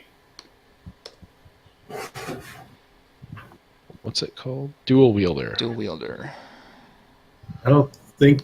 Well, I don't know. I'm not going to say because I don't know. You can. And we thank you for that. It's still a one-handed melee though, even if they're not light. Yeah. When the one-handed melee isn't light, so it'd have to be either one-handed Yeah, or so versatile. Still. basically, you have an option right now. Because you have a greatsword, you can use the greatsword, or you can use the battle axe and your other axe. So it basically is up to you if you want to sacrifice an AC point to use the the greatsword or life stealing, or continue with the axes. I think based on the situation, you have options now, and I don't think that's ever really a bad thing as a player to have options. Okay.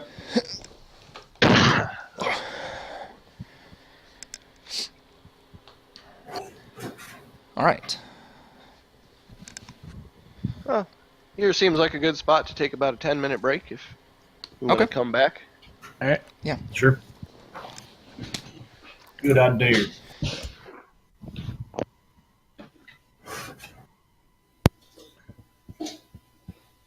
I guess my only argument is I have strength of 20, which is Strength max. isn't a determiner. It's all about what your proficiencies are going to be. And if you need to use a class mod to get a proficiency in it, that might give you the option. I'm already proficient in every weapon.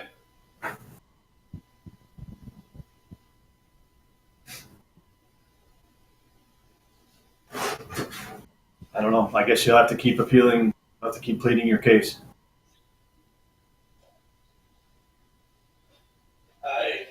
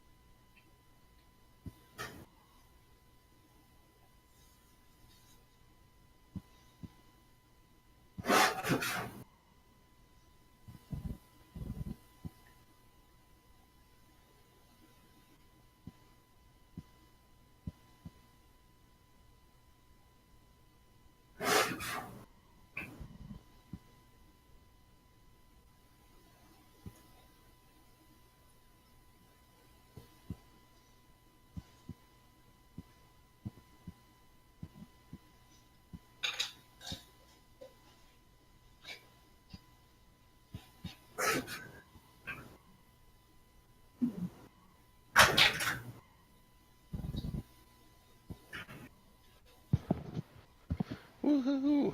D&D stuff. I'm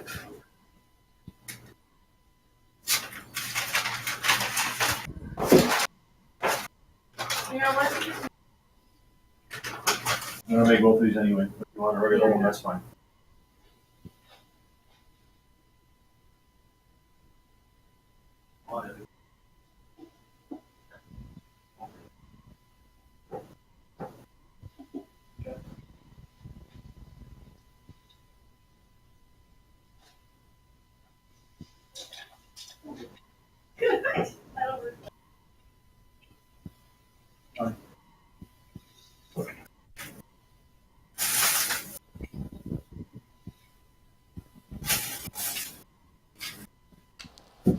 I'm back.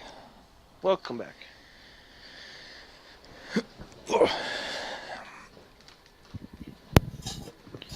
I am also back. Woohoo! Look, my dad doing dishes. Even when I wanted Well, to. time to get dinner ready. Mm.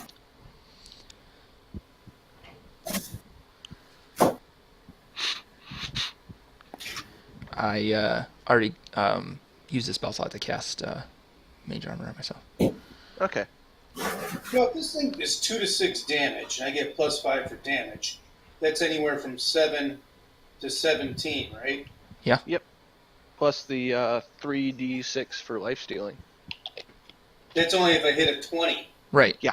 But that is huge because then that 2d6 is doubled plus the Necrotic damage. yeah Yep. Plus Now, you is that did a all that. natural 20? natural 20. Yeah. Because I roll those all the time. Well, maybe now that you have something to benefit other than just extra damage, maybe you will. Got a lot of those perfectly balanced dice. They are perfectly balanced. I roll ones. I got a curse set. Maybe instead of a Let that die, though. maybe instead of a perfectly balanced die, Sang bought you a weighted die.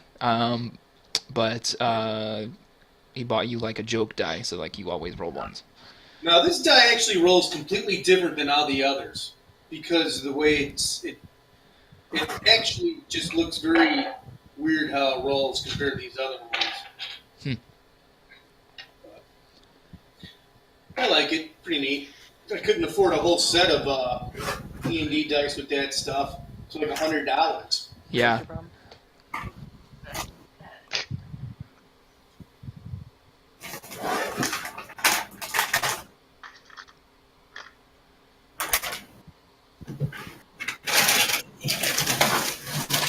So are we playing till 8? Yes. Okay.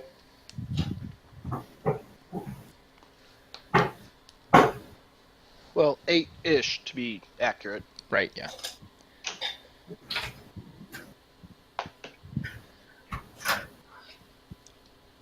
That tree frog thing was funny. Well, I'm glad you enjoyed it. I left my drink. I cast web inside the dome.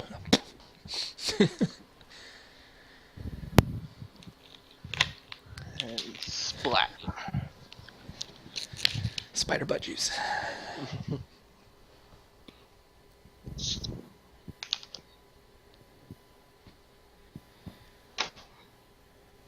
All right. Well, if we have everybody back, we can start it again. Yeah. Well, I told Jay about the Sovereign Glue and the 136 gold. Because I can't put those things on a sheet. okay. There's that. All right. So whenever everybody's ready.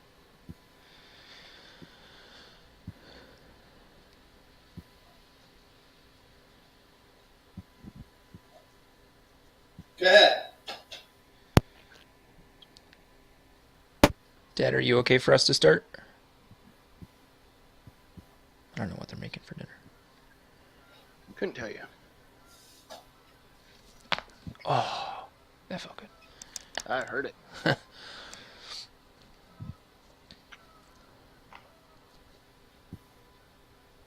Notice the chair stop squeaking? Actually, I didn't, but I do now. It must have taken a little while for the bell to work, because last time I did it, remember, it didn't do anything? Right, yeah. Oh, yeah. Seeped in. Look at No that. reverb on the microphone? Not yet. For some reason, I keep hearing mic echo every once in a while, but it's only mic, so I'm not sure where it's coming from. Probably just the room. Could be, yeah. I noticed that my room audio quality isn't very good. Apparently, it echoes in here. I did not know that. You'd think having a bike on the wall would help with that, and it's not like there isn't a bunch of shit all over the place in here. I don't know. Yeah, I don't have really anything on my walls. Actually, I don't. I have one thing in the kitchen.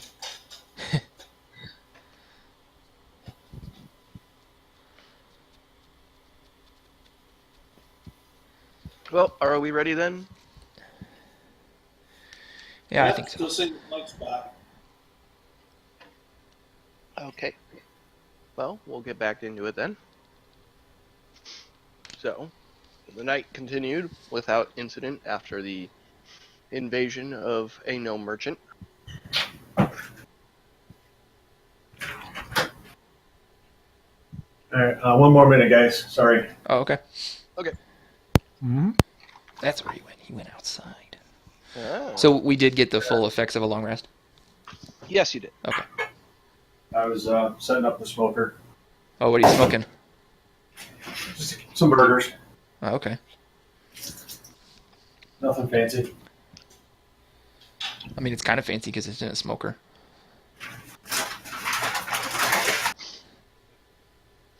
It's very fancy. I'm going over there next weekend. They're smoking corned beef brisket. Ooh. Yeah, pretty excited about that. Mm-hmm. Are they smoking the actual corned beef already, or just a brisket? I think corned beef brisket.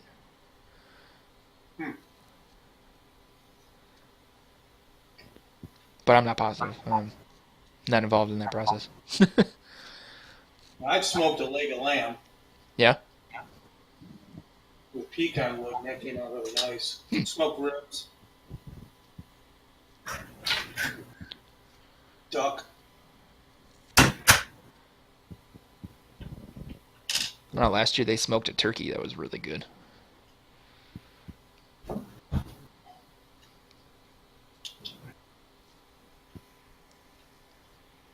Well, whenever we're ready, just let me know. Yep.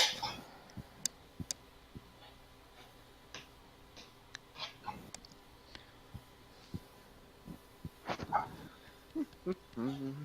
How you doing so far, Mike? Getting back in the swing of things? I guess. I don't know. Okay. All right. Alrighty. So, you got your long rest. Things went off without incident. I mean, really, it was a weird, eventful evening, but for good reasons. It was like the best time we ever got lost. Pretty much. So if you want to make another survival check for navigation and perception check for... Ooh, okay. That's a 23. Well, at this point, you've realized you have gone one day off course. Which way? You went due west. Okay, that's not too bad. Yeah, not too bad at all. I'll show you here in a second where you guys have ended up. As long as we don't do that too many more times. Should be all right. Come on, give me the right hex. Delete. So you guys have ended up right there. Okay. So it's a little northwest, but that's all right.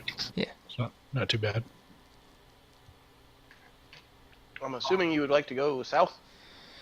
Yes. South. All right. What is the perception check? I've got a plus nothing, so someone else should probably do that.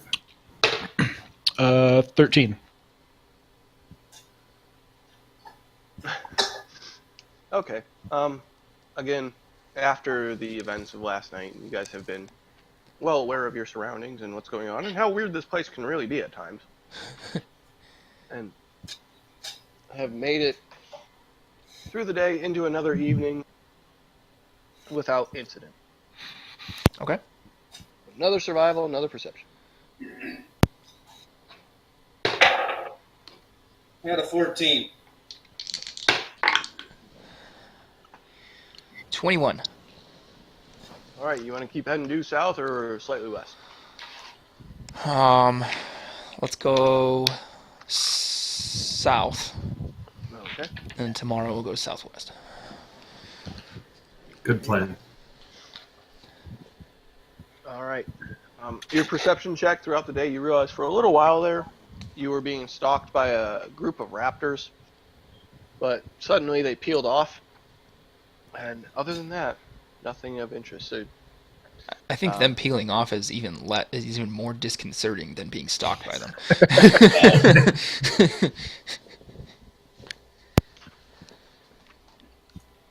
So I'll move. Make another survival check for me. Okay, is this another navigation or? Yeah, another navigation. Okay. All right, that is a dirty 20. Okay, you're fine in your navigations. So as time is going on, somebody want to make a perception for me? I'm kind of eating at the same time, so I'm a little distracted. 15. I rolled a 7. Beat it.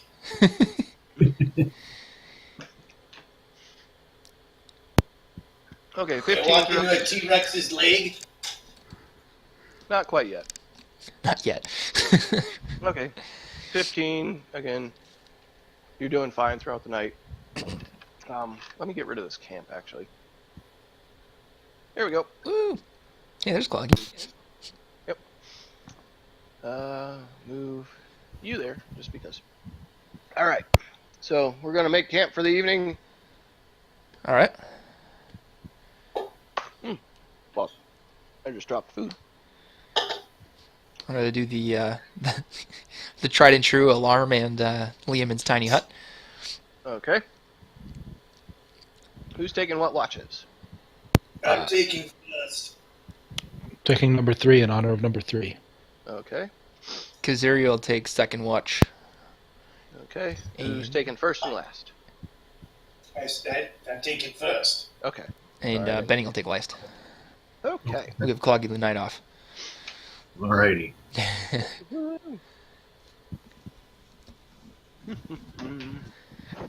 We'll continue to utilize Taven only for his blade. And his affinity for the Triceratops. Yes. His blade and his caretaker. All right. So I'm gonna need Rurik to make a perception check for the evening. I got this, guys. Hope so. 16. He got this. Okay. You managed to sit your watch just perfectly fine. I mean, you hear a couple strange noises, some rustling in the woods, but really nothing catches your eyes. You all have been noticing for the last few days there's this kind of weird smell of decay that's been permeating through the forest, and it keeps you a little bit on a higher alert. But Has not it been much. getting worse as we get closer to Omu? It got worse when you got lost, and then as you guys started navigating yourselves again, it lightened up. Oh, okay. Me and Pelagie, boys. It's all this beef jerky we eat. So next we have Kaziri. Kaziri. All right. Kaz got a 7. Okay. That is something I need to check first. Oh well, fuck it. Let me shuffle some stuff around real fast because I wasn't expecting that.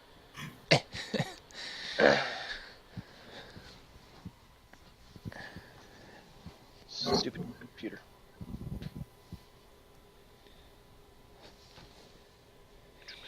I've got to get rid of some shit because it's in the way. Shit it All out, right. dig it deeper just to throw it away. So, regrettably, due to Kaziri's lack of attentiveness, He was trying to figure out how sticky the glue is by gluing 2 bugs together. you guys don't notice a group of enemies sneaking up from behind you guys. Oh, fuck. And all of a sudden, Liamon's tiny hut disappears. What? Someone cast a spell magic. And that Look being at- said- Look at number 3's box. Nope, he's still in the box strapped to the side of the Triceratops. Okay. But I need you guys to roll initiative. All right. Oh, fuck. What the hell? Bloody Adequate. All right. Benning. 10. All right. Kaziri. That is an 18, I think. Okay. Nope, 16, sorry. 16. Wally. 13. 13. Cloggy. Dirty 20. Okay. And Rurik. 7. All right. Don't seem so lucky right now. Regrettably, you guys are getting nailed with the prize round. Ugh. So, we're going to have the skeletons. We'll start with the mage because he's first on the list. And he is going to... Yeah, why not? He'll cast a fireball at you guys. Oh, Jesus, fuck. Oh, why not? Alright, Hey, he is going to... Can I Yeah, use plus side. Can I Should use get my- some skeletons. Can I use my reaction to cast counterspell? If it wasn't a surprise round. Fuck. Can I deflect the missile? If it wasn't a surprise round. You guys got Can I caught off don't guard. find someone? Alright. So 20-foot radius. Oh, we are going to...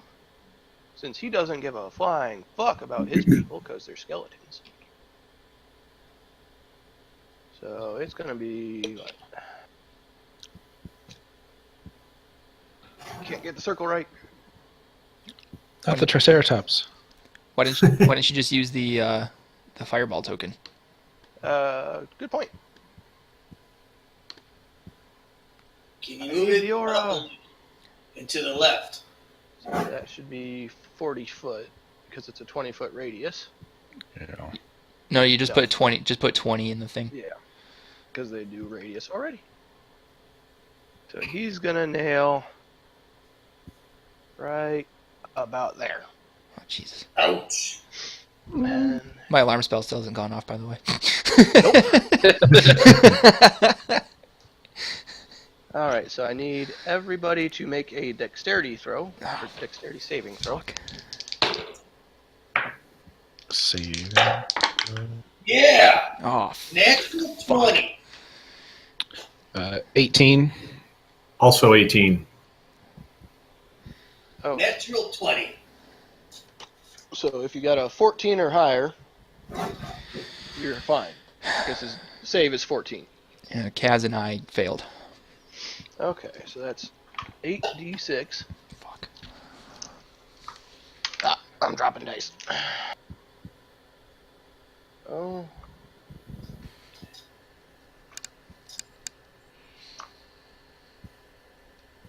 Well, hopefully you'll have enough consciousness left to swig a couple of potions, huh? Mm-hmm. That is 32 damage, half to everybody else. Oh my god.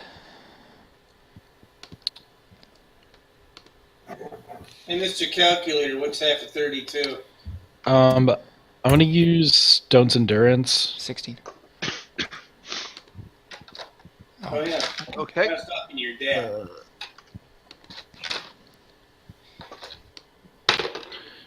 And now, yes, I only take 3. Woohoo! Jesus fuck. Kaziri and Benning look awful. Okay. Now we're gonna have said skeletons, or I think guards were next on the list. Yeah, they are. All right, these guards are gonna move in. There's someone here. What was your first clue? The alarm in my head. Yeah. He ain't Not dead the yet. fireball? I just thought Tabin had gas again. All right, so we're gonna go with 3 spear attacks at Wally. Okay. Oh. That's a 13, Miss. That's 9, Miss. and that's a dirty 20. That'll probably hit. All right, so that is going to be 5 piercing damage for that one. Okay. And then, oh man, I'm choking on food. Then there's going to be 2 of them at Rorik. We're looking at a natural 20 Of course. and a 9. You know, you got one. So you take 11 points of piercing damage. It's going to be 1 at Taven, which is a 14, which I don't remember what his AC is. Anybody else remember? What Taben's AC is? Yeah, No. he's a gladiator. 16, probably. I don't know. I don't know. Give me a quick second. It's not. If you click the token, it doesn't show up. I might. I don't remember if that was a damn it, custom-made one or not. Oh. No, it is 16, so he makes it just fine. So next we got the skeletons. There.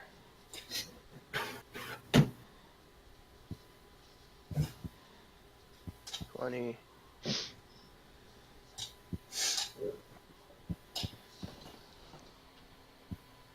We're going for Cloggy. Alright. So those 3 are 2 up north. One's going to go for Wally, one's going to go for Benning. With their shorty swords. Wally, that is going to be an 8. Miss. Benning, that's going to be a 19. Can I still not use? Actually, it doesn't even matter. Wait, that hits. Okay. So that is only 4 points of piercing damage. 4. 4. Okay. Now we're going to go... Yeah, we'll go 1 attack at Taben, which is a miss. 1 attack at Kaziri, which is a 10. And then we'll go 2 at Cloggy, which is 18 and a 15. Both miss. Okay. So that ends their turn. We are into the initiative order now, starting with Cloggy.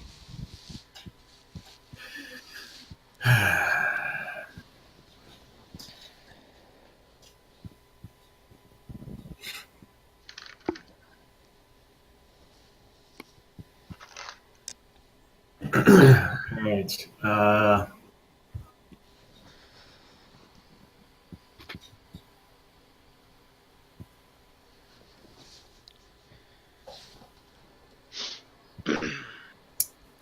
That's not going to work against undead. Damn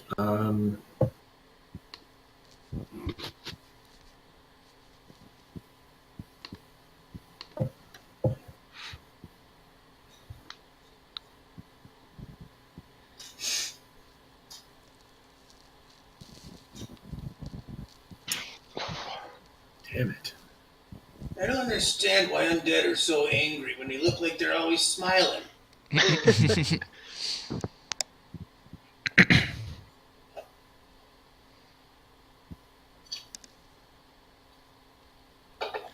Anybody watching the stream right now can see, using the D&D Beyond extension, how close to fucking dead I am. I'm curious. I have 2 hit points. Ooh.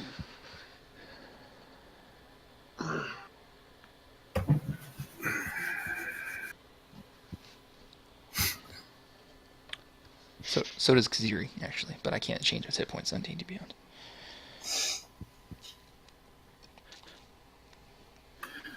All right. Shit. That's not going to work either. He shits. This is no time to take a shit. I think time it's to the take a perfect shit. time.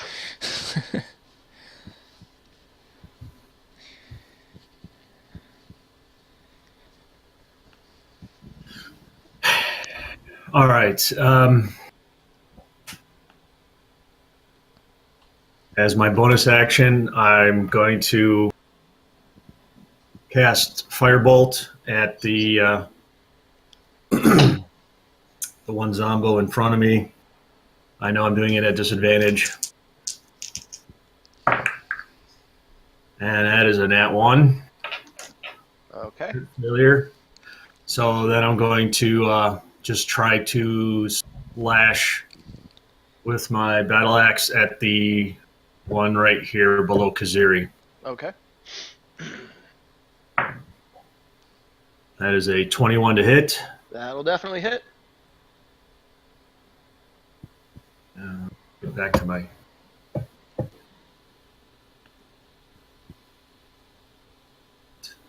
Eight.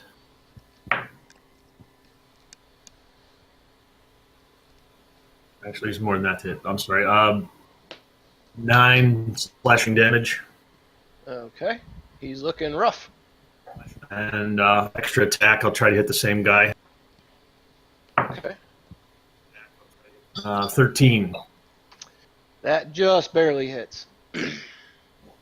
That might be all I need. 5 more slashing. You have killed yourself a Zombo. All right. At the risk of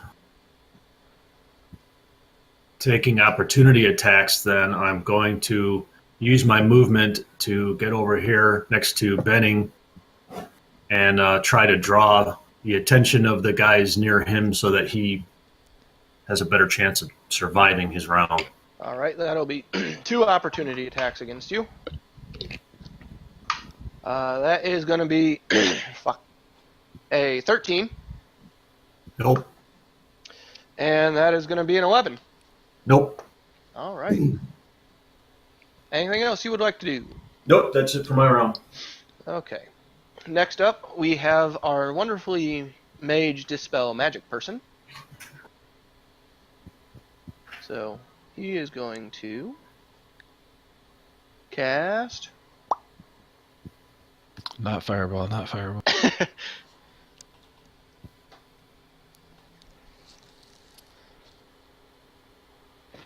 Suggestion. And he's going to cast it on Rurik. Can I notice that he's casting something? Make a perception check for me. You got a lot in the way. 21. You definitely notice that he's casting something. Okay, I'd like to use my reaction to cast Counterspell. Okay, go for it. All right. I don't know Counterspell. If the creature is casting a spell of 3rd level or lower, it fails and has no effect. If it's 4th level or higher, an ability check using spellcasting ability, DC is 10 plus the spell's level. Nope, automatic failure. Yes. So, seeing that failed, and you drawing his ire, he's going to throw a magic missile at you. So that is... He's only doing it at 1st level. That's still enough to knock me out. Yeah. So that is a d4 plus 1. I need it. 3d4 plus 1. Yeah. Well, that's 3, 4, 8 damage total. Okay. Okay. That ends the mage's turn. So now we have Kaziri being up. Kaziri is going to use his action to cast Spare the Dying on Benning. Okay. So Benning becomes stable. So he's doesn't have to make death saving throws. And then he's going to use his bonus action to drink his potion of greater healing. Do it. That's 4d4 plus 4 hit points. So that's 4, 8, 11, 12 plus 4. So 16 hit points back. So he has 18 hit points. Okay.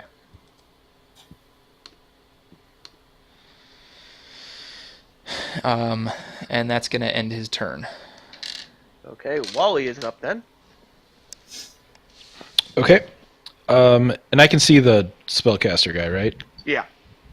Okay, I'm going to use a key point to do step of the wind, so I can disengage as a bonus action. Okay. Does that only allow for one enemy or multiples? I don't remember. No, if it's a disengage action, then you don't provoke attacks of opportunity. Okay. And then I'm going to head that way. Okay. 25, 30, 35. Okay. And then I'm going to whack him with my quarterstaff. Do it if you're cool. That is a 17 to hit. He's gonna pop shield as a reaction. So it doesn't do anything. Nope.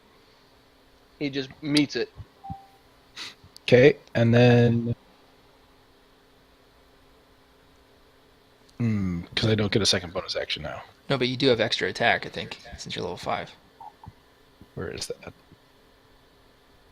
Like on your actions, it should say the number of attacks per turn. Or attacks per Yes. action. Attacks per action 2. Okay. And I'm going to try to hit him again with quarterstaff. Okay. So 19 to hit. That'll hit. And it'll be only 4 damage, but I'm also going to spend a key point to make it a stunning strike. So he has to Okay. make a Constitution saving throw. What's he gotta beat? 13. You got a 16. Okay. Anything else you would like to do? Nope. Alright. Taven is up. Means I probably should have pulled the stats up, huh? Yeah, maybe. Stupid computer cooperate.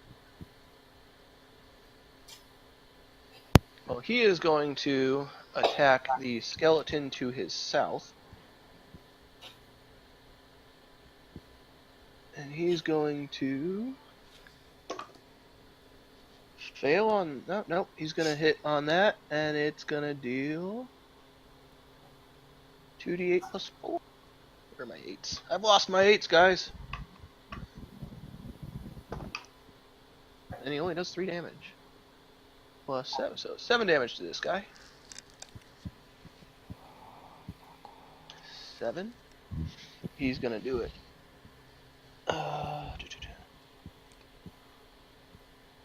Try again. That's gonna be a nope, and first... Nope. So Taven is concluded.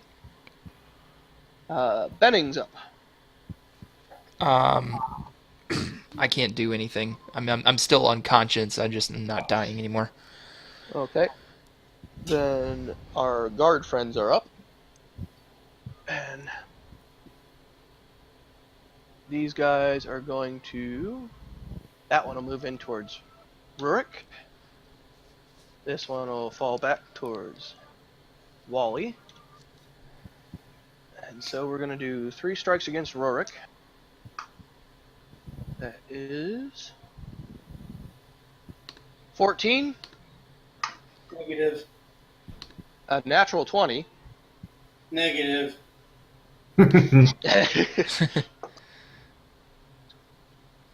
That is 13 piercing damage for the natural 20. Jesus Christ. And a 16. That hits too. Isn't your AC That one. 17? No, I decided to use that great sword and give it a shot. It looks Oh, like okay. I'm not gonna use it at all. That's only 4 damage. And then there's going to be 2 at Taven.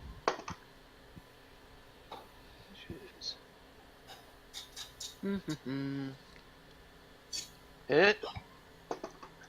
And a miss. And that's only 4 damage to Taven. So next up, we have Rurik. You're up. Well, I'm gonna fucking swing at the guy in front of me. Okay. The one to the north or the west? Okay. And I got a dirty 21. That'll hit.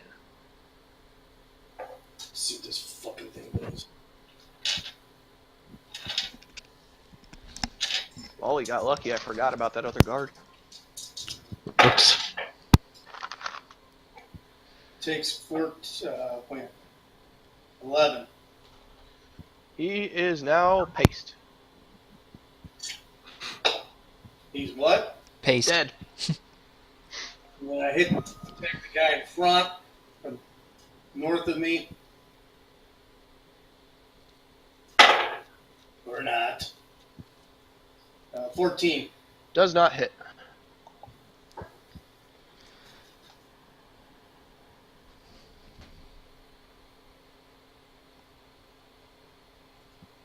So, do I get a bonus action?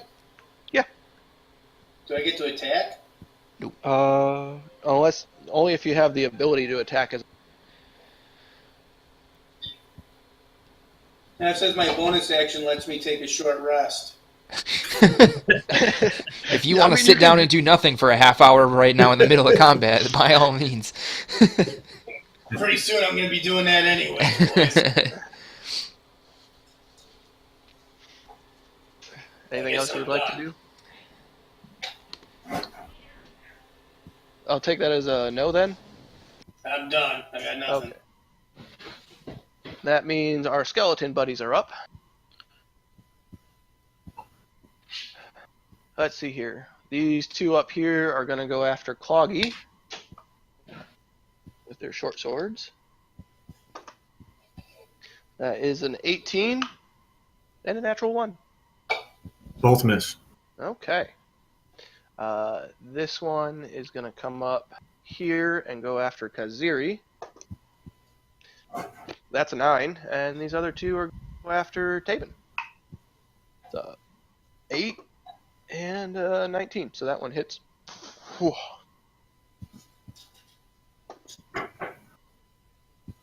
So that is going to be 5 damage. Alright. Now, back to the top with Cloggy. All right, I'm going to cast Burning Hands at the first level towards the two skeletons to the north and northeast of me, keeping the cone away from Benning. Okay. So they both, I don't know how to draw that, so they both need to make a dexterity saving throw.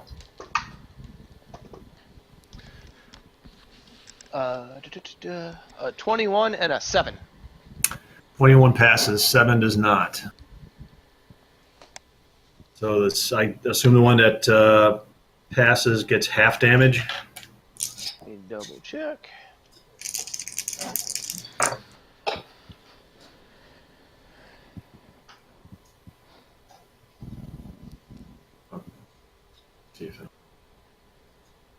Yeah, it takes half damage on a successful throw.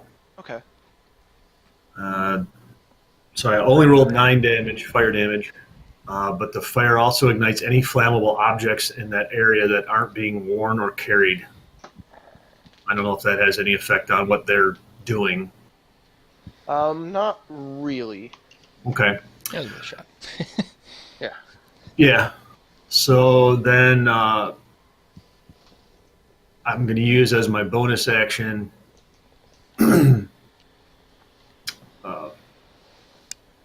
Firebolt against the one to the south of Benning.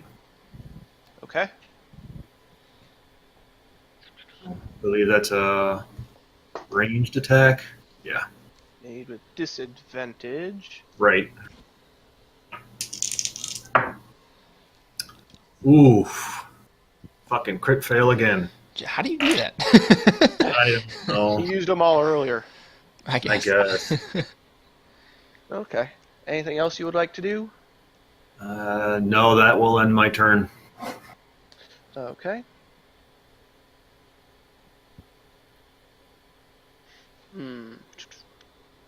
Actually, Corey, you might be able to answer this question. If that mage were to cast fireball again, Uh-huh. would it be with disadvantage because it's instantaneous and on an area, or no? Because it doesn't have an attack on it. Right, it's a saving throw, so no disadvantage. That's what he's going to do then. But because he's opening himself up, I will give Wally an attack of opportunity. Where'd your fireball, Corey? Oh, I moved it off to the south. Here. I got it. So he's gonna just nail fucking everybody. And it's a DC 14, so need everyone to make saving throws. Am I in this bubble too? You are outside of it. Okay. Is that a dex saving throw? Yes. Yes. It's a fireball spell. Again? Yep. He's got 3 of them. Well, I saved. Kaziri saves just barely. It's not going to matter, though. Cloggy got a 16.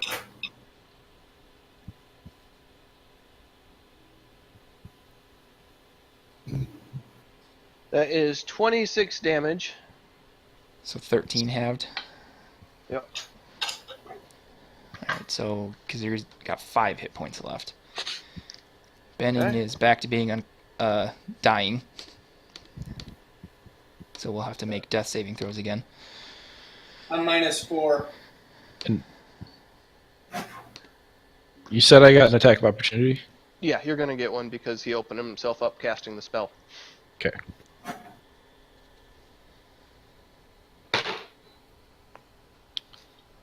I think that'll hit. 23. That definitely hits. All right. Let's.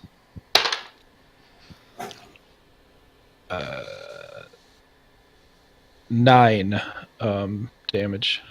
Okay. Can I spend key point on that?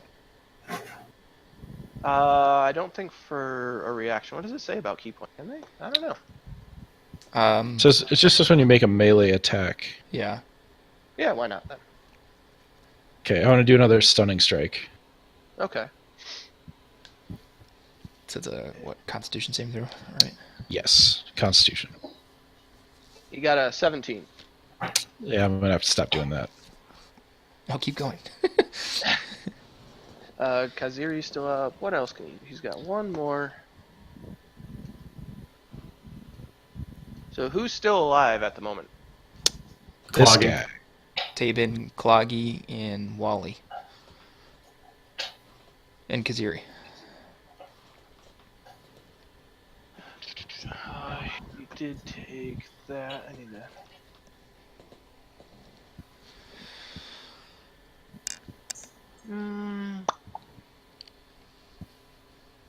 What do I want to do here? Yeah, he's gonna Misty Step. Jump 30 feet. 5, 10, 15, 20. And he's actually running off the map. How far off the map? He's going his 30-foot Misty Step and then another 30 feet. So he's 60 foot out. He's making a run for it. Okay. But seeing this, regrettably, this is going to suck for you guys. Stupid meters. So that ends his turn. Next up, we have here Kaziri is up. Kaziri is up. Kaziri is going to use one of his 2 spell slots to cast Armor of Agathis. Okay. So he gets 15 temporary hit points. And then he's going to use his bonus action to cast Spare the Dying on Rurik. So Rurik is stabilized, but still unconscious. Okay. And then he's going to he's going to move here to try to avoid another AoE attack. Okay. Anything else you would like to do? Nope, that's everything. Okay. Hey, does this count as a short rest? If only. Alright, so Kaziri's done. Wally's up. All right. I am going to use Step of the Wind again to dash. And I'm going to go after the wizard. Alright, he's 60 feet away from you. So you should be able to catch him easily. But attack of opportunity from the guard. Okay. Stop. Oh, right, because I did. Yep, yes. Will a 14 hit? Wait, No. you said you did Step of the Wind? Yeah, but I didn't disengage, I dashed. Oh, okay. I can use either disengage or dash. I got you. Because I wasn't going to get him if I didn't dash. Yeah, I got you. Alright. Okay. You've caught up to him. Okay, and then I am going to smack him in the face again. Okay. I need to move him so I can see his stats. There we go. It'll be a 24 to hit. That'll Getting better. definitely hit. And I got to find the right dice. 9 damage. Okay. I'm going to use my last key point to try to stun him again. Alright. Let's see here. So, Constitution. 16.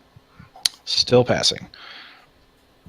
And then I am going to try to grapple him. Alright. Make a strength check for me.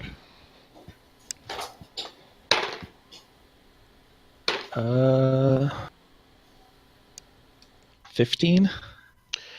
He manages to surprisingly slip your grasp. Dang it. Yeah, he's rolling stupid good on saves. He's the only thing rolling good on saves.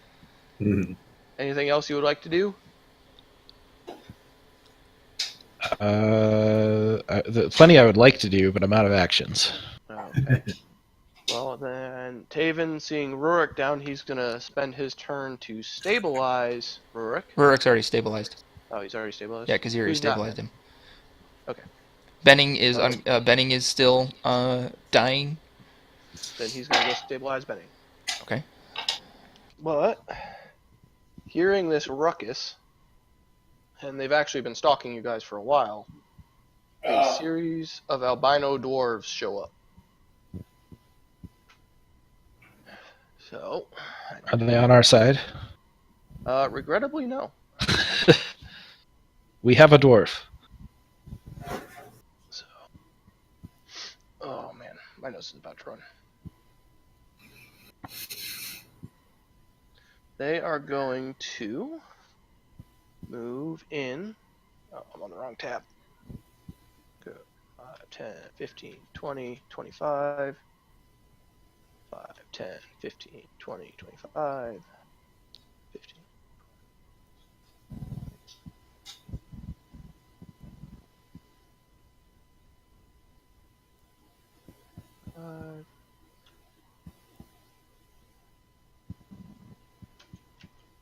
Oh, he can't stop there. So he'll go there.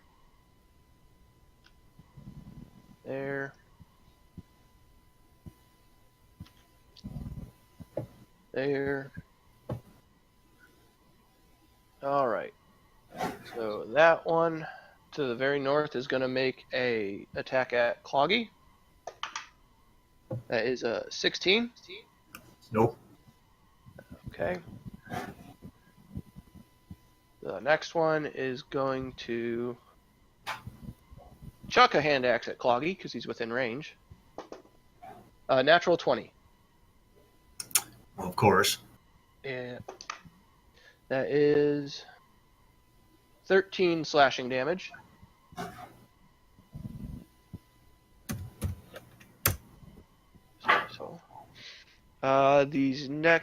The next one's gonna throw one at Cloggy also. Oh, wrong dice. 17. Nope.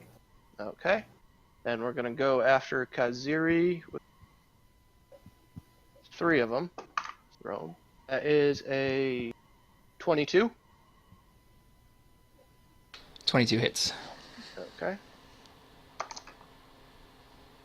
4 slashing. Okay. One more. Natural 1. A 18. Hits. Okay. 4 more slashing. Okay. Because he's just we'll try. And let's do 2 more at Cloggy because he's within range. 19. Beats it, beats it. Okay, so that is 6 slashing, and the other one was a 22. Mm-hmm. That is only 2 slashing.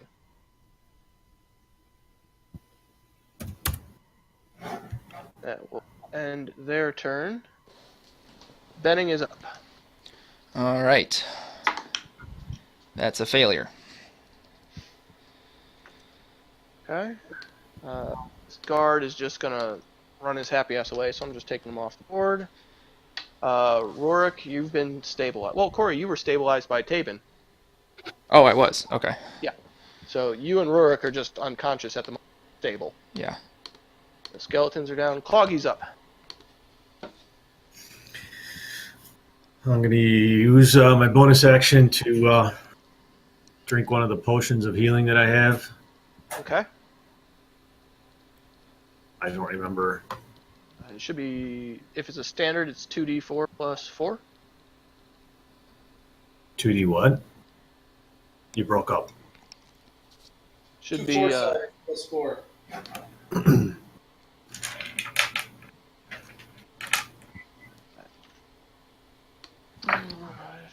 yep, 2d4 plus 2 actually, if it's a regular one. That's wonderful. That's 7 back. That's not going to keep me in the game much longer. Did you use your second wind already? No.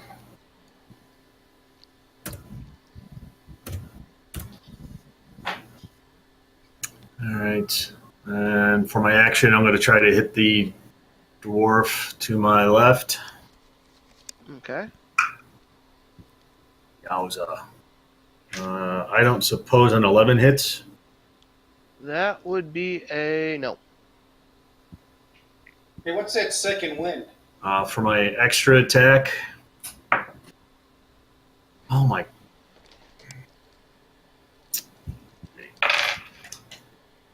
And my action surge, I'm going to do it again. Okay.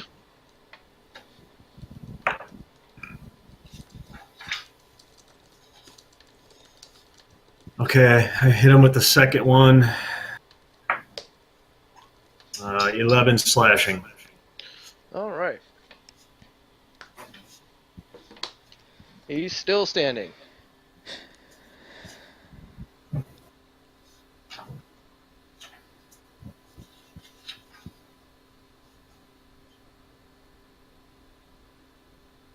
Anything else you would like to do, Mr. Cloggy? I'm done. Okay. So that puts the mage's turn being up.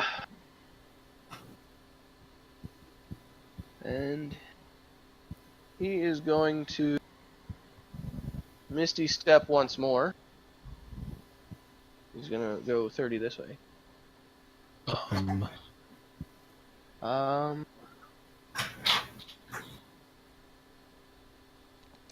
going to throw a firebolt.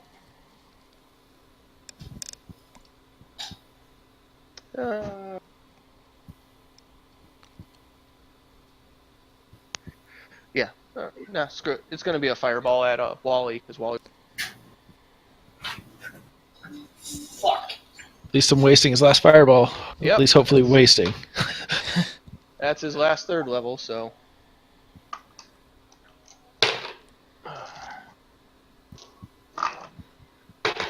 It's a What'd you deck get? save. Yep.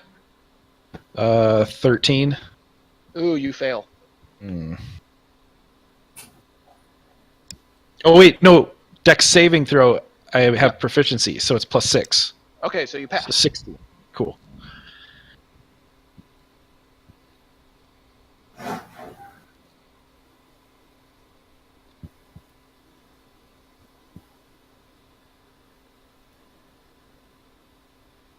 That is 13 fire damage. Halved. No, that is halved. That is half. Okay. Yep. I was saying that was a light fireball. He's going to continue to run. So right about there. That will conclude the mage's turn. Aziri is up. All right. Kaz is gonna. Run if you start. He's just gonna abandon us all. Kaz is gonna shoot an Eldritch Blast at that guy. Okay. So that's two bolts. +8 to hit. I rolled a natural 18 and a natural 16. Do I need to add the 8? Both of those hit. Okay. So then that's 2d10 plus 5. So that's 18. 18 damage to that guy. And Alright. then if he's still standing, He is. I'm going to cast Chill Touch at him. You got to get closer then. It's 120 feet. Oh, I thought touch spells had to be contact. It's not My a touch bad. spell. It's just called Chill Touch. That's stupid. Alright, that's a 14 to hit. Okay, that just barely hits. Just barely hits? Okay. Yep.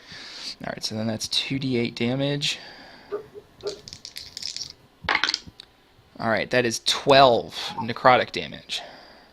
He is now dead. And then he's going to wheel around that way and end his turn. Alright. Next up, we got Wally. Alright. I can't reach the guy I want to kill. So I would have to rejoin the group. Yeah, so I'm gonna go. Remember, you're an additional 30 feet north because he had to run off the map. So 30, 35, 40. Then I'm gonna have to dash 5, 10, 15, 20, 25, 30. Can I do anything after I dash? You can attack as a bonus action. There's a. Can you? Does your offhand strike require you to make a melee attack first, Wally? That's a good question. 'Cause if it doesn't, then you can use your bonus action offhand strike. How would I see that? Probably be in your actions. Have unarmed strike when you use the attack action. You can make one unarmed as a bonus action. But you didn't. Yeah. Which I apparently could have been doing earlier. Well, you were using your bonus action to do Step of the Wind. You're right. Yep. Yeah, I don't think I can do anything. Okay. Yeah. That means. Because my other bonus action stuff are key points that I'm out of. Mm-hmm. So I'm here. Okay, well, that means the albino up. So he's gonna. There. These guys are gonna skirt around. There.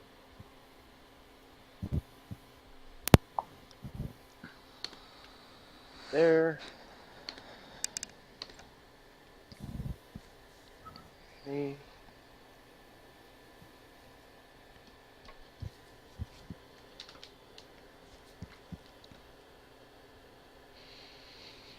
Alright, so Wally's gonna get 3 hand axes, which is a 17. On me? Yeah. 17 AC. Okay, meets it, beats it. That is an 18 Yep. and a 5.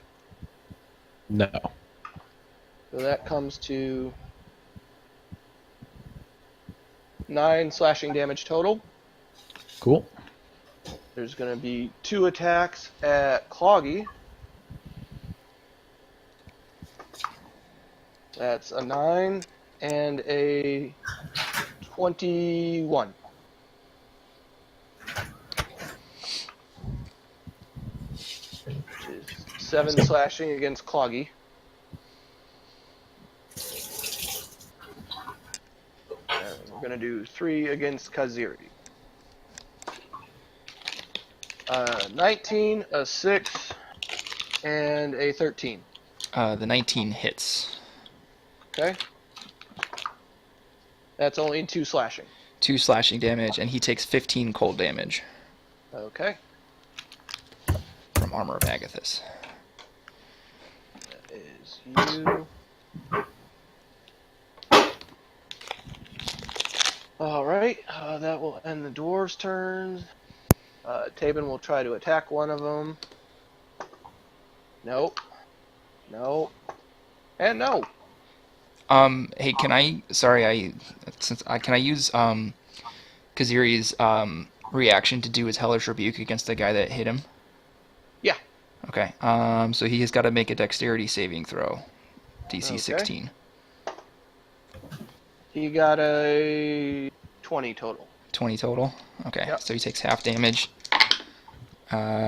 So that's 6. So he takes 3 fire damage. Okay.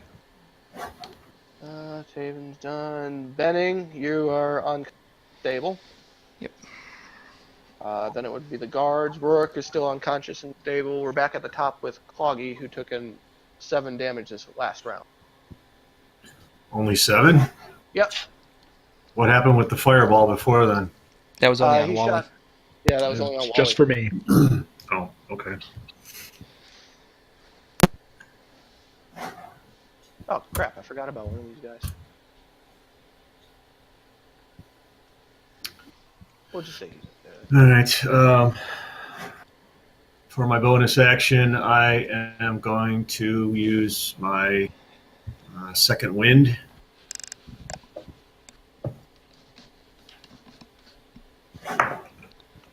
To get 13 hit points back, Okay.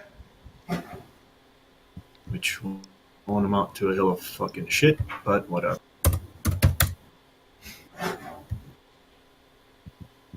And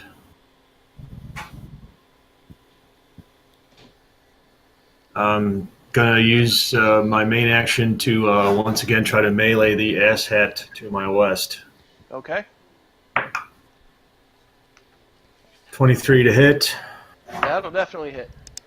9 slashing, All right. extra attack,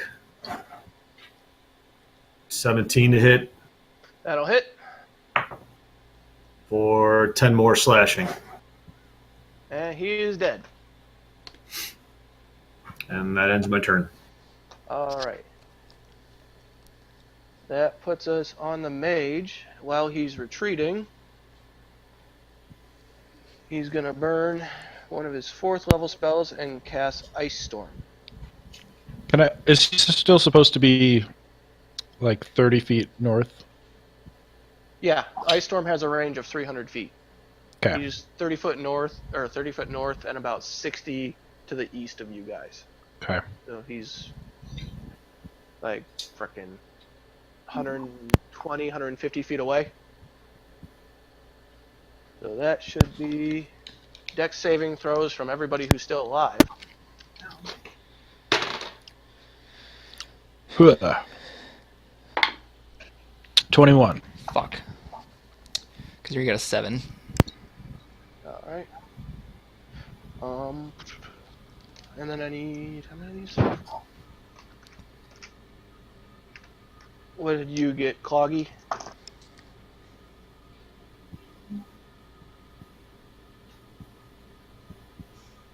$13 cold damage and 5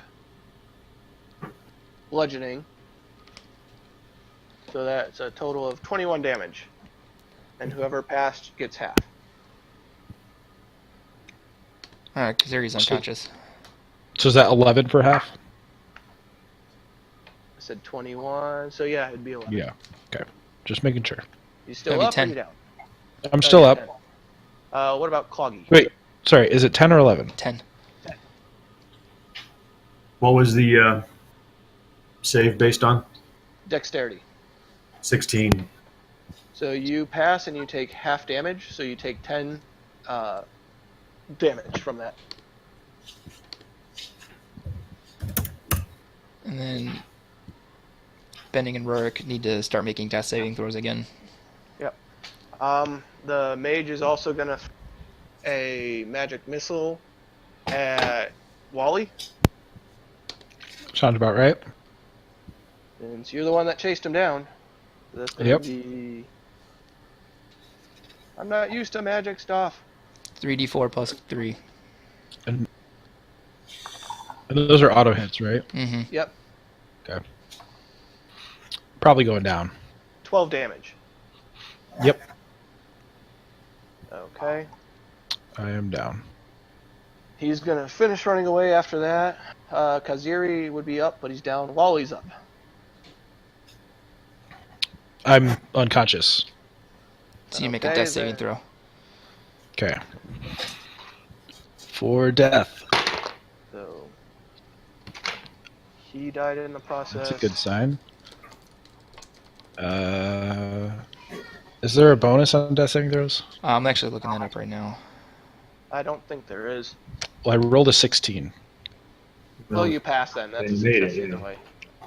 Anything better than 10. Or 10 or better, I guess. Okay.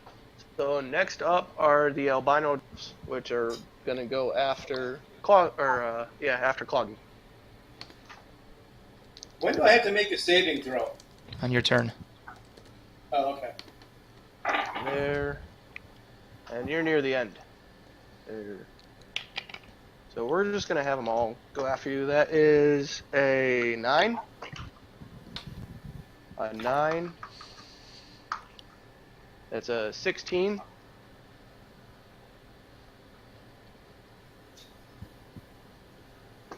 Oh, is that it? No, there's a couple more. A natural 20. So we'll get that one out of the way. That is 13 slashing damage. Are you still up, or how are you looking? -9. My periaptive wound closure has just kicked in, and I'm stable. But you're down? I am down. Alright, with that, we fade to black. You all pass out. Nobody knows what's happened to Taven.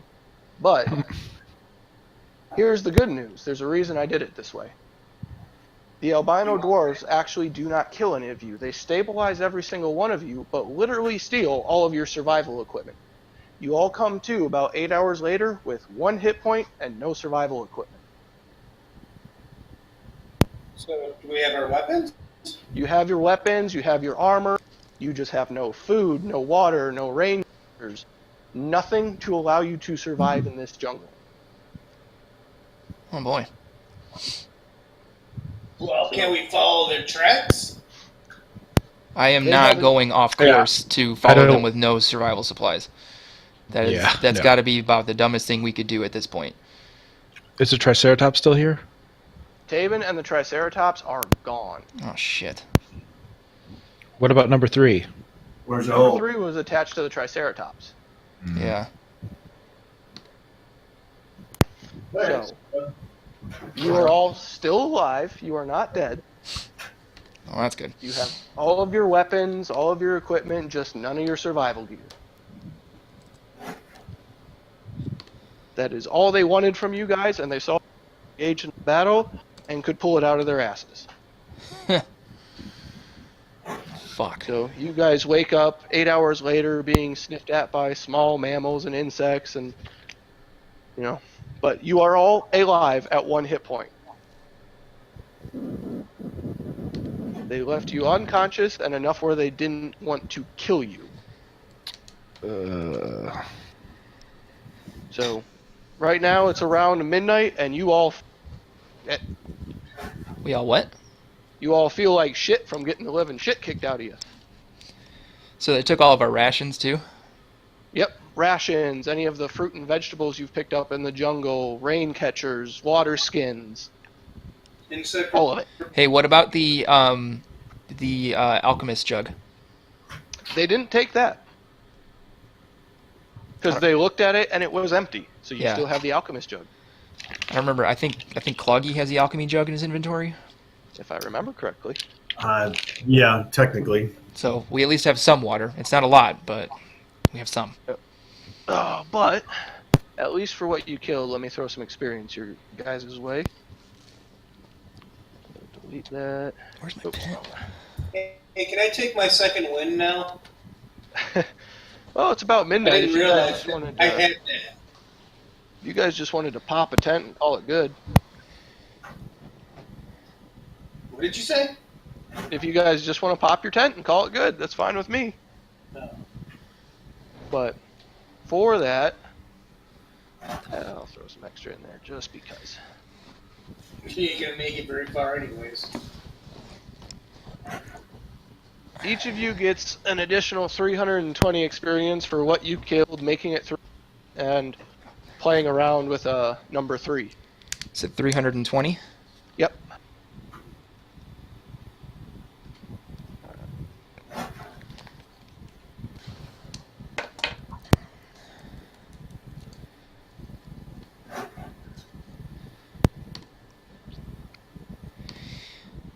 So, would you all like to take a long rest and recover before you continue adventuring? I certainly would. That would be ideal. No, 1 hit point. Let's do this. So I'll put up the alarm in Lehman's tiny hut again. Oh, I think that worked out really. Who was standing watch when all this shit hit the fan? Kazir goes, I don't know. But on the bright side, you all lived. Just remember that, you all lived. Hey, thanks, Mom.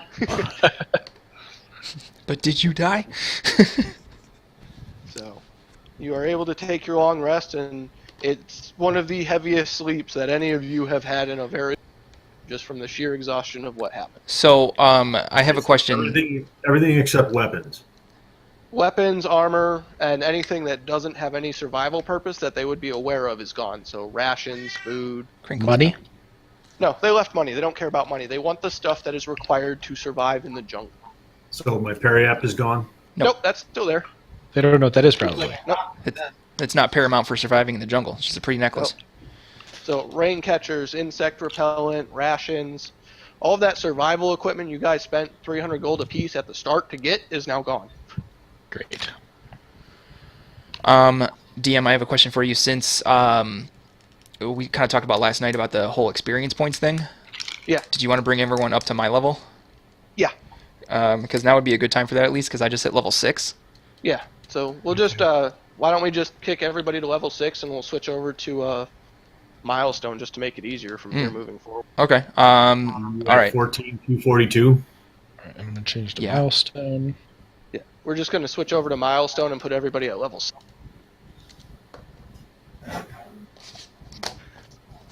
Level 6. There's an extra key point for you, Wally. It's a nice heroic way to get level 6. By almost dying. That's what I'm thinking. It's like, wow, we get rewarded for dying. Well, Awesome. we did kill a bunch you of learn stuff through beforehand. failure. Yeah, you learn through failure. Oh, fuck, dude. I'll have to revise my sheet. Are we continuing to play? What are we doing? Oh, we still got some stuff. I want to get you at least somewhere in the next 45 minutes before. Ooh. Okay. I'm going to be really fast now. I get a 15-foot bonus to my when I'm not wearing armor, which is all the time. All right. Since we're able to take a long rest, we do get to regain our hit points. Yep. You're back at full health, full spells, all of it.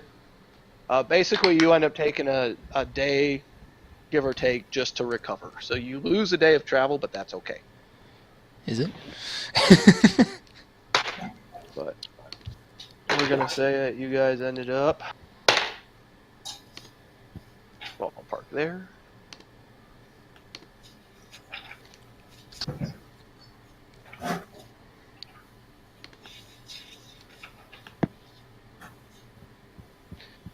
But all I need is 2 survival checks and 2 perception checks. These are straight survival. Basically, we're taking navigation out now, just to make sure you guys can find enough food, water, what is required. Okay, so this is a straight survival check. This isn't with Kazuri's map reading thing? Nope. Okay. Do we all have to roll this? You're all going to work together, so if somebody wants to help give somebody advantage for it, it's just to make sure you guys find food and water. And you do have the jug. I get a +7 for survival. Okay. He's helping. I'll help. So roll with advantage for your survival. Just give me 2 survival checks with advantage. Nat 20. And so that would actually be 27 and a 24. So, on that very first day when you're looking for food and water, Cloggy, because of his military background, is actually very adept at doing this. And he finds a small stream that is running southward that is fresh water, and it is actually spring-fed, so it is very clean, very pure, very cold water. And you guys are following it down southward, and it's growing and growing and growing. And with Benning's assistance and the knowledge of the survival book that he has, you guys are able to find the fruit and vegetables and all of the tubers that exist within this jungle to make sure that you're not extremely well fed. It's enough to get by. You still feel the hunger pangs. You still feel a little weary and exhausted from not getting enough nutrition, but you're getting more than enough water. So I need a marching order. Who's going to be in the lead of? I will. Okay. I think Cloggy will too. The guy's a human shield. Yeah. And I'll take the most middle position. Hey, look who shut up. You guys have no idea exactly how expensive antibiotics are. By the way, Jay, level up to level 6. Okay. Sweet. And you are all out of survival. Can I assume the sickness is because of Yeah, guys. I hate to tell you this. Remember, we're streaming right now. Yeah, I hate to tell you this. All right. So, as this third day of weary travel, we'll put Cloggy at the front of this because he's been helming with the survival checks. You guys come across what appears to be a depression in the middle of the jungle, and as you follow this stream and get close, that it is very high cliff walls surrounding some ruins, and you see the jungle parting to reveal a by sheer cliff. Ruined building and stone boulevards rise like ghosts from the floor of the misty basin. Colorful birds glide overhead. A waterfall pours into the basin, creating a swollen river that floods much of the city before draining into a deep rift filled with molten lava. A ruined palace lies a few hundred feet from the edge of the steaming abyss. This is Omu. So we made it? You made it. You're at Omu. Wow. I never thought this day would come. Wearied and haggard, you have found. I'm gonna be honest. The brochure totally lied about what this place looked like. So, let me show you guys what Omu looks like. I don't know, makes you feel all warm and fuzzy, doesn't it? Come to Omu. We'll get a drink. Have a few. So much cycling. I remember that boat. that kid? Yeah. Yep. Obu was a boat the whole time. I bet they stole that from us. Oh, look, there's lava. If I can. Did we follow the waterfall in? So we're at 17-ish? Yep, you're at 17-ish.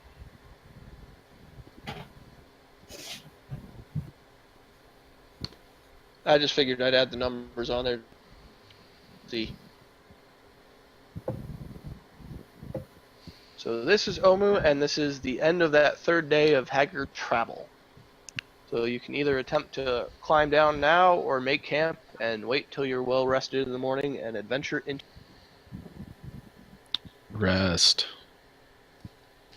How hard of a climb does it I'm look okay to be? without plunging headlong to our certain deaths.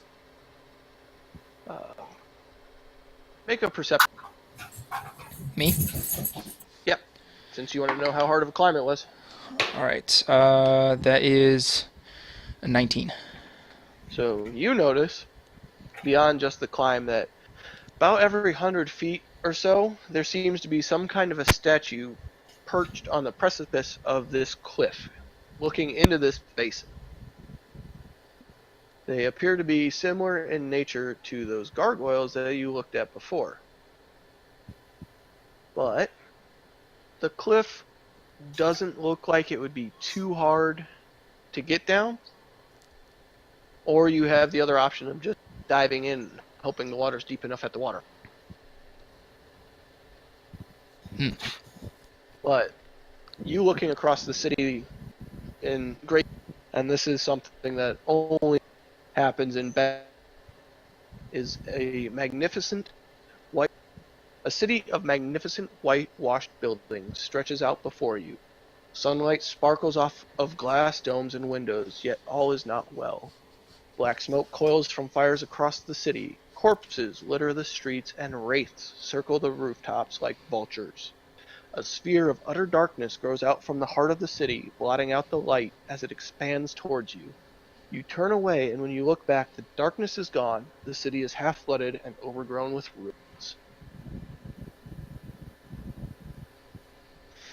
So just something to add to your nightmare fuel.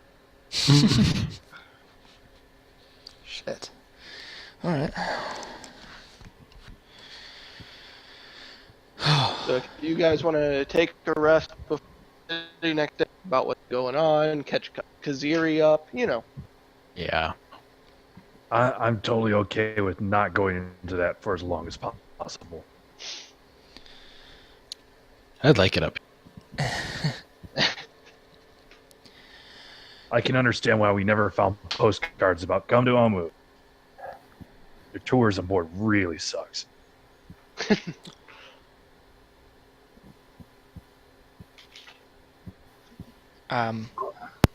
So Kazuri, to catch you up on what happened, we had some pretty good travel days. We had one day where we got lost and actually wound up stumbling across a camp of merchants from the Sword Coast who were under orders from Sindra Sylvain to attempt a sort of backdoor process of getting more people into Omu to stop the death curse, and open up some trade routes essentially. They got shipwrecked and lost. Eventually they got dead. We made camp there for the night after killing some goblins and ran into this little guy named Orator something or other the third. You want that name? No, I'm good with something or other. He lives in a chest, which has a false bottom that leads to a pocket dimension where he has a shop, which is where you got that glue that I gave you. Oh, cool. We picked up some other things like braces of defense for Wally. Kluggy got himself a +1 longbow with some +1 arrows. Got Rurik a great sword of life stealing. I picked up a 8th level scroll of feeble mind, saving that one for Asarak, the lich. And 2 potions of greater healing. Okay. Hey, quick question. And I cast minor illusion to make it look like I got some of the glue stuck on my fingers. Like, yeah, with that glue I bought, I kind of finger trapped myself. How do we undo this? Based on what I How know, did you- you need a universal solvent. How did you get my hand out of the web? That was just a web spell that I dropped concentration on. Oh, This- I can't help. This glue is sovereign. It basically has a mind of its own, and its mind is able to stick two things together for the rest of forever. Then I drop concentration on minor illusion and goes like, well, good thing I didn't do that then. Like, what? He was a pretty good one, Kazuri. Yeah, then we continued to travel, made camp. Someone dispelled my Liamon's tiny hut in the middle of the night and beat us within an inch, well, really past an inch of my life. But Yeah, who had watch on that? that was you, actually. No, was it? I clearly never said yes to that. But yeah, so we got ambushed, hit with a couple fireballs. We all dropped eventually after these albino dwarves showed up, and then we woke up 8 hours later, and all of our survival shit was gone. And luckily Cluggy here, pretty good soldier it seems, got us here without us dying, due to lack of supplies. Seriously, who's so bad at looking at things you can't find an albino dwarf in a jungle? I didn't know there were albino dwarves in jungles. Yeah, that's like a tiny Egger Winter group. They They showed did up show up pretty, later. yeah, pretty light, Yeah, they were late to the party. by a lot. They were just picking us So off when I while find- we were hurt. Yeah, when I find out who messed up, they're gonna get it talking.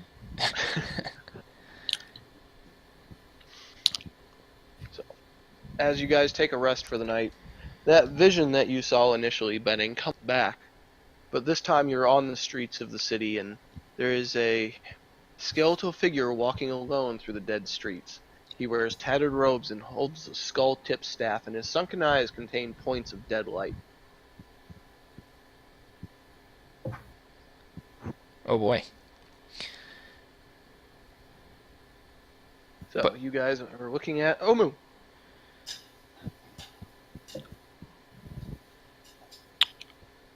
So, Is everybody getting this vision or just just Benny? Benning. Okay. This is a dream, A dream. and I'm in the streets of Omu, and this... Yep. Is it... Does he look like a lich?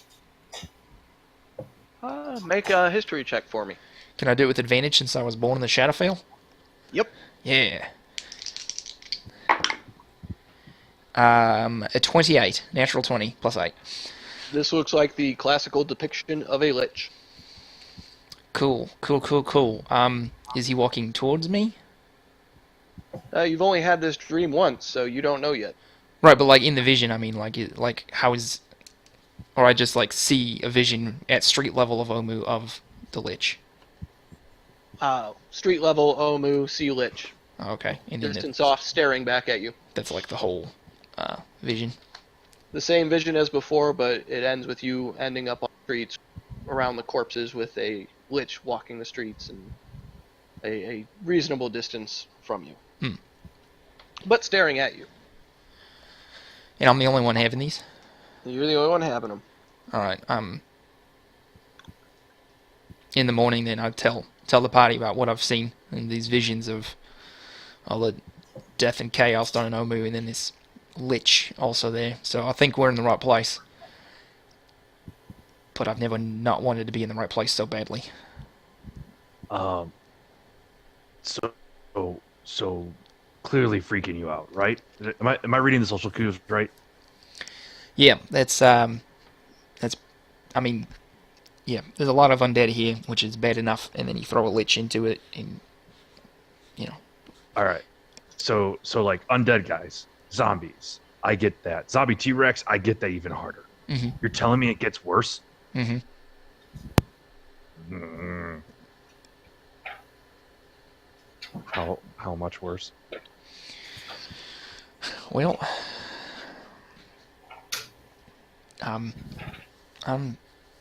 you know what? I'm not sure you want to know. You'll know when you see it. Hopefully, we don't have to. Who's ready to turn around and just go home? Yep. Um, But the problem, Kaziri, is I don't think we'll make it home. Uh, great. Great. Yeah. Okay. Cool. I think, Yeah. Great. guys, I think we need to make peace with the possibility that this, win or lose, may be our final resting place. mm, All right. So let's assume that one of us survives. Is there something that we should do to say to like our friends and loved ones when we pass on? Any messages that we need to carry on with us? Yeah, don't be a dumbass that goes into the jungle. That's a good start. Okay. Yeah. So like you can, if I don't make it, tell my mom and dad they were right. I'm an idiot. The jungle. Yeah. And then I went to the jungle, despite them telling me specifically not to.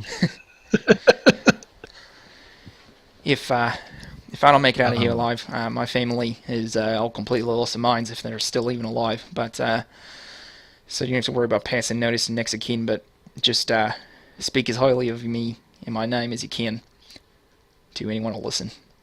That's about all I can ask. if you could, I have this prophecy scroll that I thought was about me, but if I don't make it out of this, it wasn't about me. So take it back to my village and tell them that. What's the prophecy? About how I'm really cool and I'm gonna do cool stuff. All right. Can I see the prophecy scroll? Do you mind? Here you go. I open it up. Does it actually have words on it? It's in halfling. It's in halfling. Okay, so then I look closer because the letters are half. I was there raised by anything on halflings. Did they ever call you a twiceling? I kind of wish they did. Can I cast detect comprehend languages and read it? I don't see why not. Wally, will you afford me the time to do it? Sure. Okay. So what does it say? I didn't write out everything it says. All right, you tell me next week. Yep. So We'll do post it in the blog. we want to leave off here with you guys overlooking the city, deciding how to enter? Because I can keep going. I got more stuff. I can keep going. So, Tally make ho. consolation, all good men must die, but it's because death already has a name. If it's also more consolation, the bad people die too. Just sometimes takes longer. I like that. All right. Well, how So would you for- guys if- like to enter the city? Safely. You have the option of climbing down the cliffs, the stairs at Area 1, or the waterfall at 17. Do we know where we're trying to go? Not yet. You know you're trying to go to Omu. That's about. Okay. At a best estimate, how Can long we would see it... the... Sorry, go ahead, Wally. Good. Say, can we see that this is like a big ring? Yeah, you're on the cusp of Yeah. basin. You're this Okay. red dot up here is where you're at, and you can see the entire. Cool. At a best estimate, how long would it take us to walk around to the stairs at 1? Find out. We're looking at.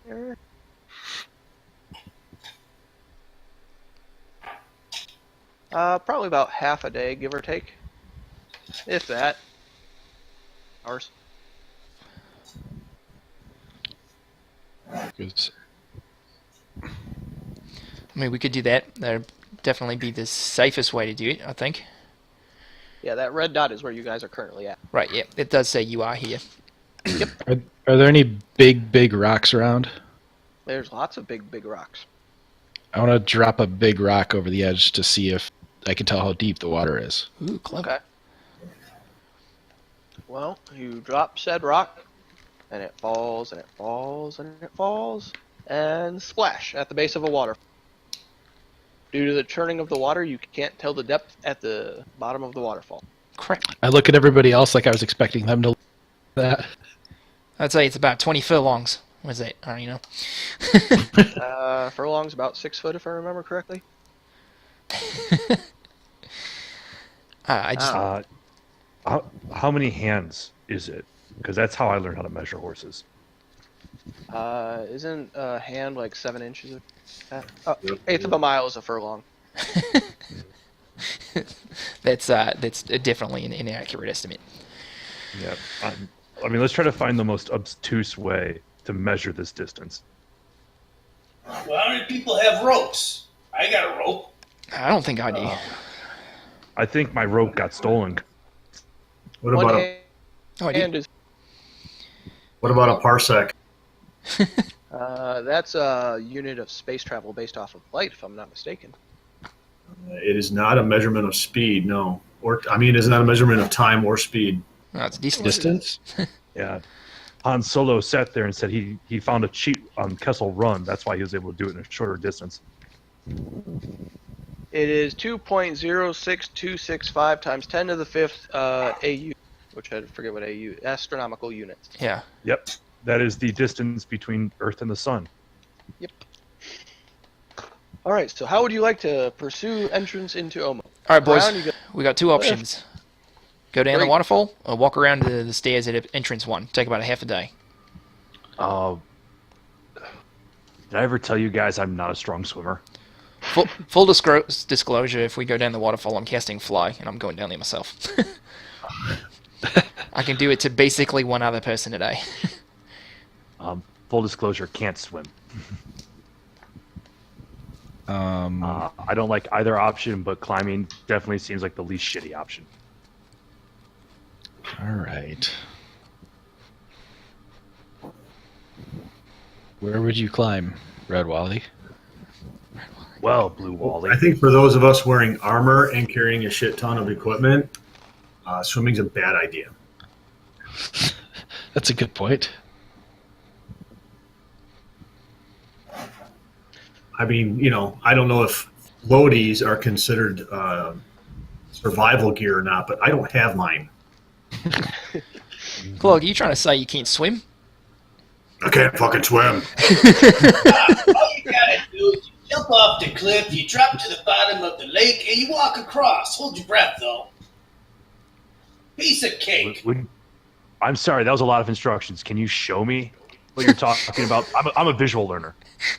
Sure, come here. Let me give you a hand. No. I don't learn by doing. That's kinetic learning. Think Would you fucking watch? think Curse of the Black Pearl. That was a good scene. Okay. So walking around, jumping off a cliff, need a decision. I excuse myself Can't from the climb vote. down the cliff. These boots are made for walking, and that's just what I'll do.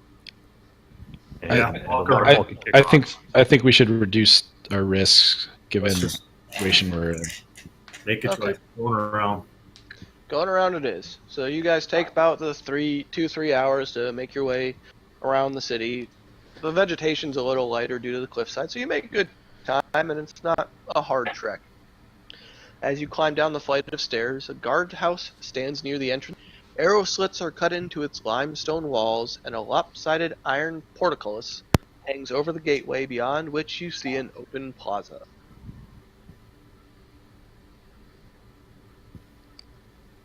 You said the portcullis was open? Yep, hangs. Hanging to its side. So appears abandoned for all intents and purposes. Yes. Does there appear to be any movement around? Make a perception check. Alright. 9. There are birds, there are trees, there is wind, there is movement. Looks clear. frickin' nature. All right. Where is this on the map? Bottom left corner. Yeah, you Number guys are. one. So is that at Area 1? Yes. Yep. All right. So, are you guys going to investigate anything here? Gatehouse, portcullis, look for anything, or are you just going to march on in? I would like to sit there and look around for any signs that would indicate when the last time somebody came to this area was. Okay. Make an investigation check for me. All right. Sweet deal. My investigation's not that good. 9. Okay. It's really hard to tell. It doesn't look like anybody has spent extended amounts of time, but there are traces of recent activity, and it leads kind of into the guardhouse. I look up at Blue Wally and goes like, they're behind me right now, aren't they? And I turn around and was like, oh, no, thank God. All right. Ooh, that was going to be terrible. I don't want to spend more time here than we have to. Does anybody want to investigate the guardhouse? Can I just like, can I just like passively investigate, like kind of like keep an eye peeled as we walk past, kind of thing? Sure. Because Make I'm a not a perception check. Yep, perception. 6. Oh. Anybody else? 17. Okay. So Rurik catches this What are we rolling? perception. 20. Okay. He didn't Anybody roll else a die, want he to just said make 20. a perception check? I'm No, just no. looking to read. Yeah, no. Okay. I've already announced what I was doing in this window. Well, Benning is kind of nerding out at the ancient architecture and being generally scholarly and, kind of distracted by, wow, this is really old and kind of cool. Cloggy catches this first and starts to motion towards Rurik, who also catches it. And inside the guardhouse, you see what appears to be graffiti written on one of the walls, in common of all things, in this ancient city.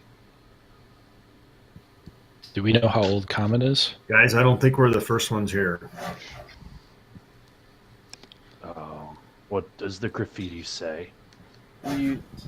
You'll have to enter the guardhouse to really be able to read it. You can catch pieces of it, so you're seeing words like fear, search, cubes, poo, Cubes. God, and bravery. You got me at cubes. Wait, was that with a C or a P? See, I'm gonna be honest. That's what I've I'm trying to never figure seen out. graffiti. Yeah, So- I've never seen graffiti about cubes. And I'm kind of scared as to what that could mean. Can I, while I walk into the guardhouse, can I look for a trap or anything like that? yeah, make an investigation check. Oh, I'm better at those. But I keep rolling crappy. 15. You go to enter this guardhouse and lay your hands on one of the heavy, rotted wooden doors that hangs at the entrance, and it just falls right off its fucking hinges. Loud bang on the interior of the guardhouse, but no traps. It's a noise. It's a noise trap.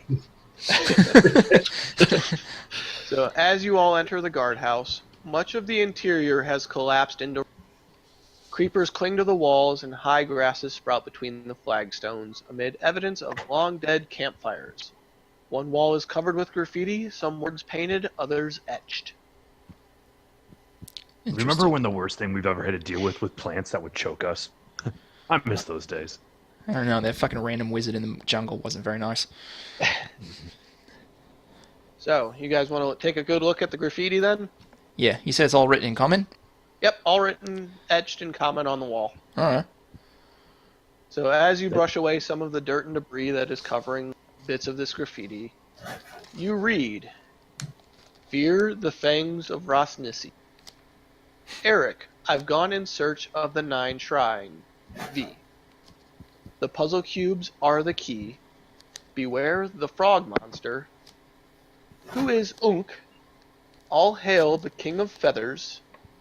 The snakes are not what they seem. Kubazana equals bravery. Shagambi equals wisdom.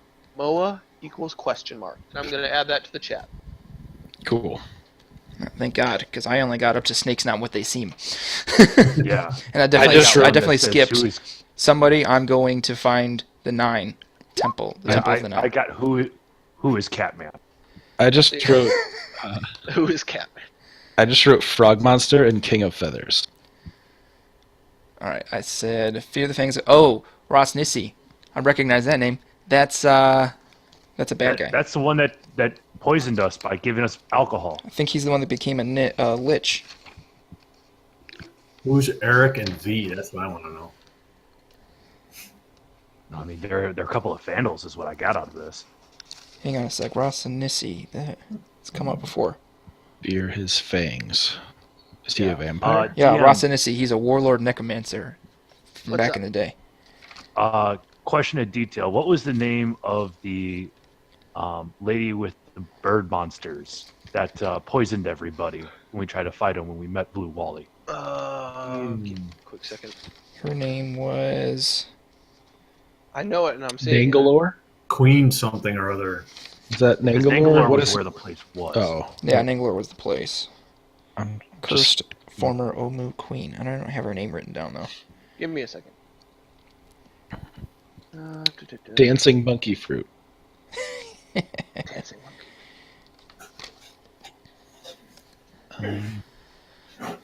Let's see here. What the devil is her name? Well, if it's not fresh in your mind, then what I'm connecting isn't truly connected. We can move on. Oh, you know how my mind works, though. I have a weird thought of What are you trying to Now, connect? Corey. Because I thought Rasa Nissi was the queen. No, she's Rasa Nissi is a male. He was a warlord necromancer in Omu. We found out about him from Commander Breakbone in that Camp Vengeance. Oh yeah, when you guys sat there and said, "Hey, why don't you sit there and hang back because you'll clearly piss somebody off?" I go, "Yeah, good idea." I just added the map of Omu to your guys' journal also, so it should be in everybody's. Good, thank you.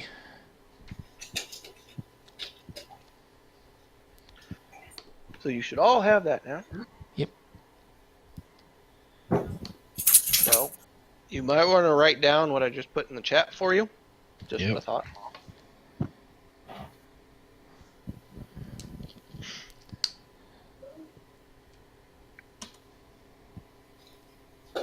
All right. So if we ever find a cube, that means we have to kill it, or it's going to kill us, or it's the secret to us not dying, or the key to us dying. All right, I have no ideas. Well, do we want to end there and give you guys some time to mull over your clues and what you want to do in this city? Or do you want to keep pushing forward? I think we could go forward a little, Go a right? little bit further forward. Okay. So, you have all of these places to go. It looks like there's like a sort of cliff-looking thing by where we are. What's further ahead? What can we see? Like this settlement-looking thing here. What is that? Those are just some ruins that you guys see in front of you. Some of those structures that you saw in your vision that had the glass roofs and the white polished stones. These are the ruins of them. Oh, okay. So in my visions, I've been seeing Omu as it was. As it was and falling into ruin as it is now at the time of mass death in this city, and then it being walked by a lich who has this habit of staring at. Yeah. Right.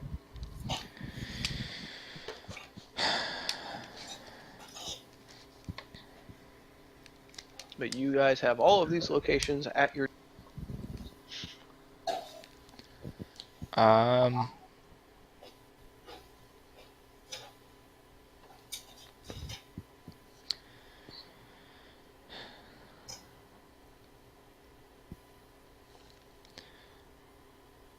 Do I recognize, like, does this like really long main street look like the one where I saw the lich? Yes. that looks like the main thoroughfare Yeah. leading out of this initial plaza kind of market structure that you guys are at. So like And you as we see- walk forward, can I recognize like from my vision about where, based on the buildings, my vision occurred? The first one basically occurred at the entrance here to this walkway, Okay. and basically the lich was down the road. But Hmm. the road and the area around you is just littered with corpses, dead things, and buildings falling into ruin. Right. Now none of that exists. It's, been reclaimed by nature. Sure.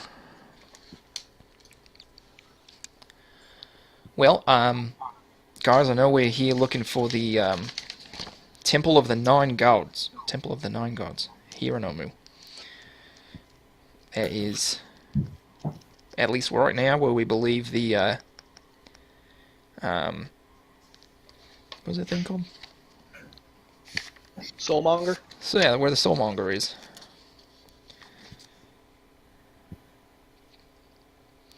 This is a question of survivability. Do we not want to try to go straight there? Do we want to check out some more benign places, trying to learn a little bit more about what we're dealing with?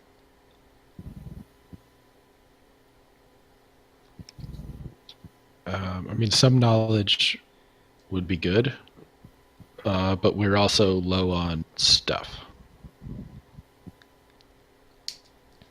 So we don't. Try to find like an abandoned house and see what's in there. If there's any notes as to like, This is how you kill the soulmonger. yeah, or like what happened, what led to an entire city just going.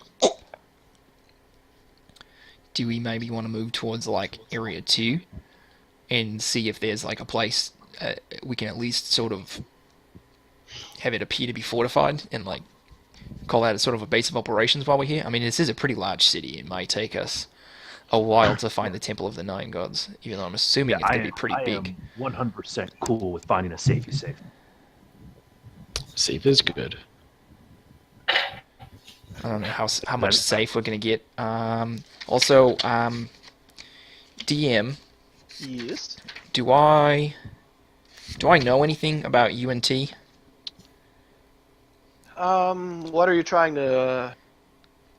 Like, would I be able to know that?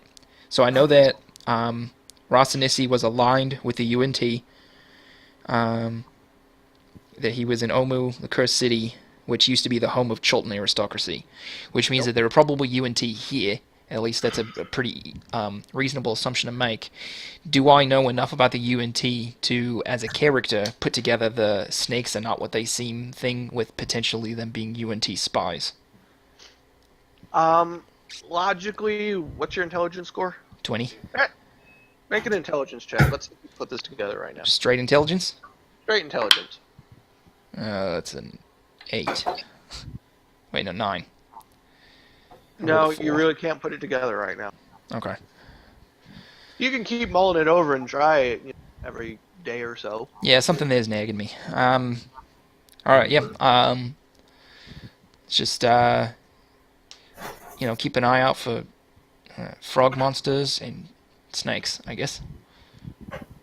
So are you guys going to try and search any structures? Are you going to move somewhere in particular?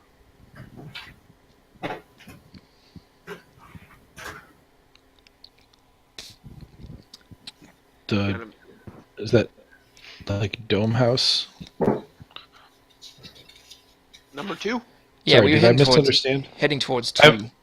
I misunderstood something. What's up? No, we're good. Okay.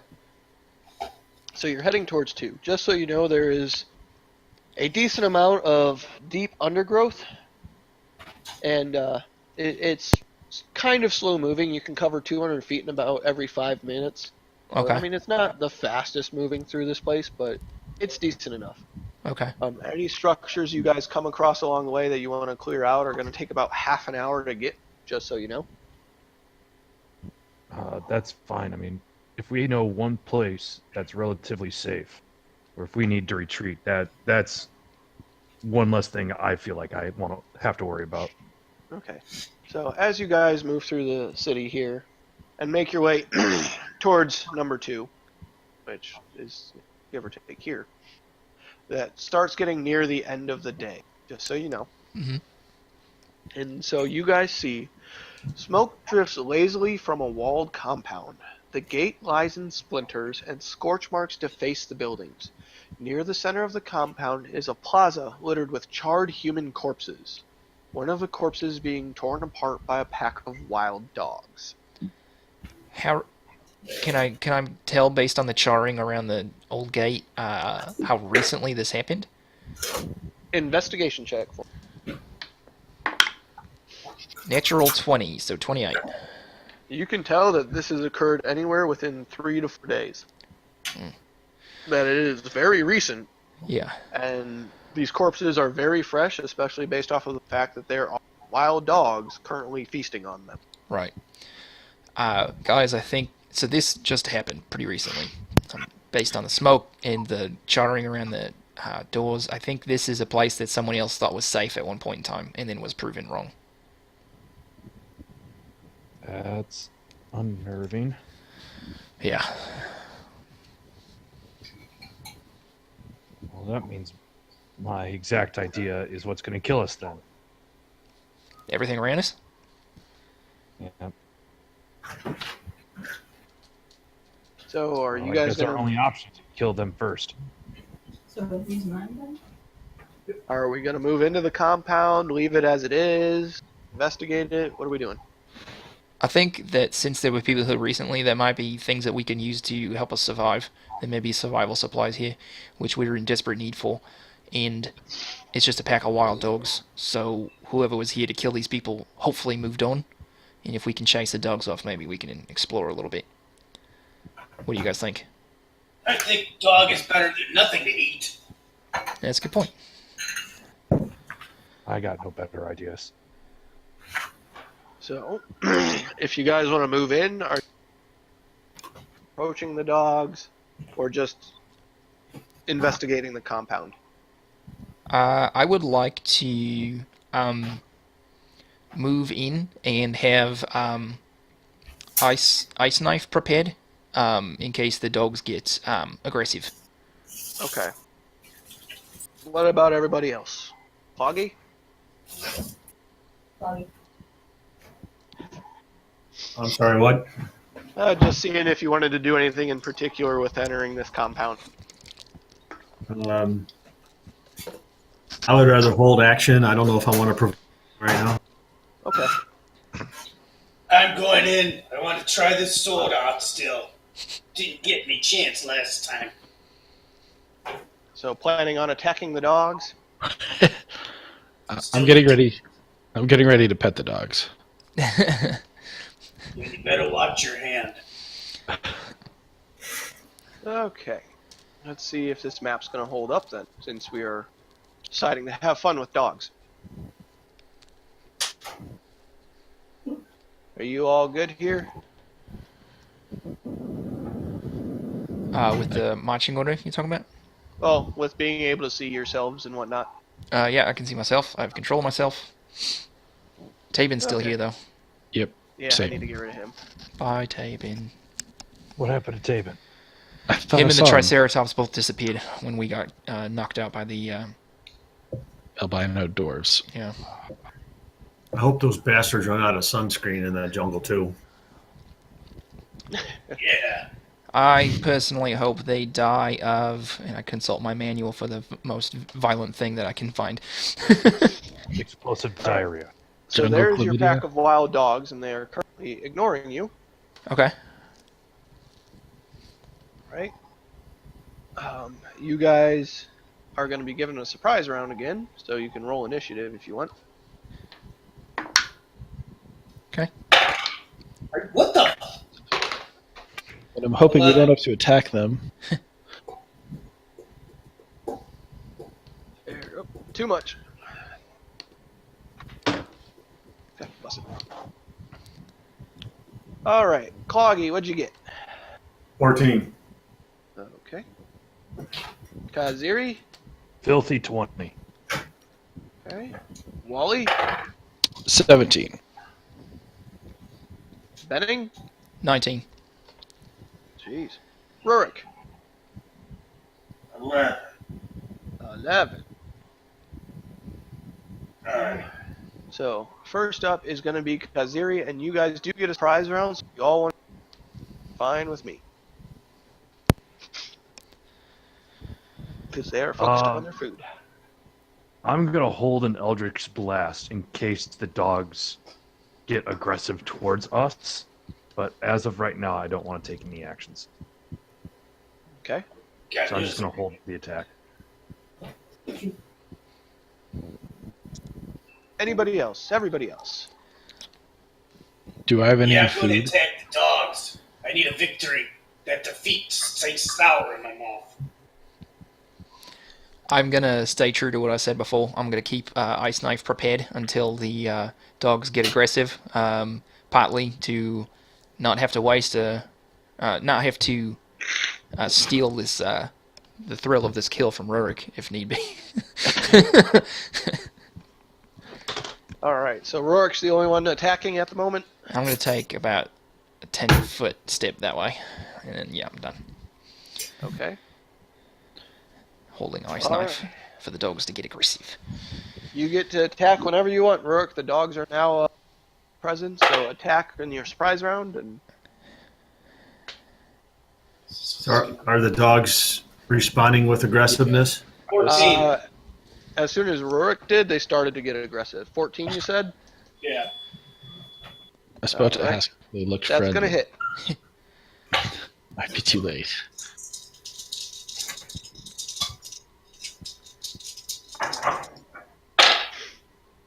Ten. Splat. Alright. I'm attacking again.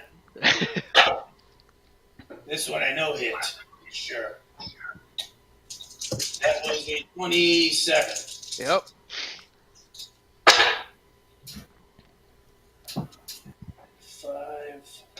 16. That one's dead. Are we just dog murderers now? Yeah. I don't will, feel good about this. if the dogs appear to like turn on Rurik, I'll wait until the end of the surprise round to unleash the spell. But I want to see if anybody else wanted to do anything first, like Wally or Cloggy. Do I have any food in my pockets? No, Yeah. you guys are all out of food other than I'm the... getting this food, you idiot. Good doggy. Maybe I got a. Oh, what is it? Milk bone.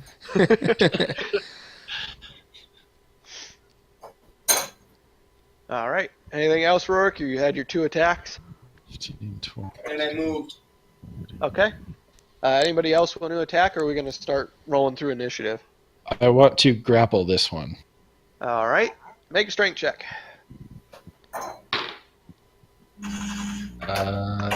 12.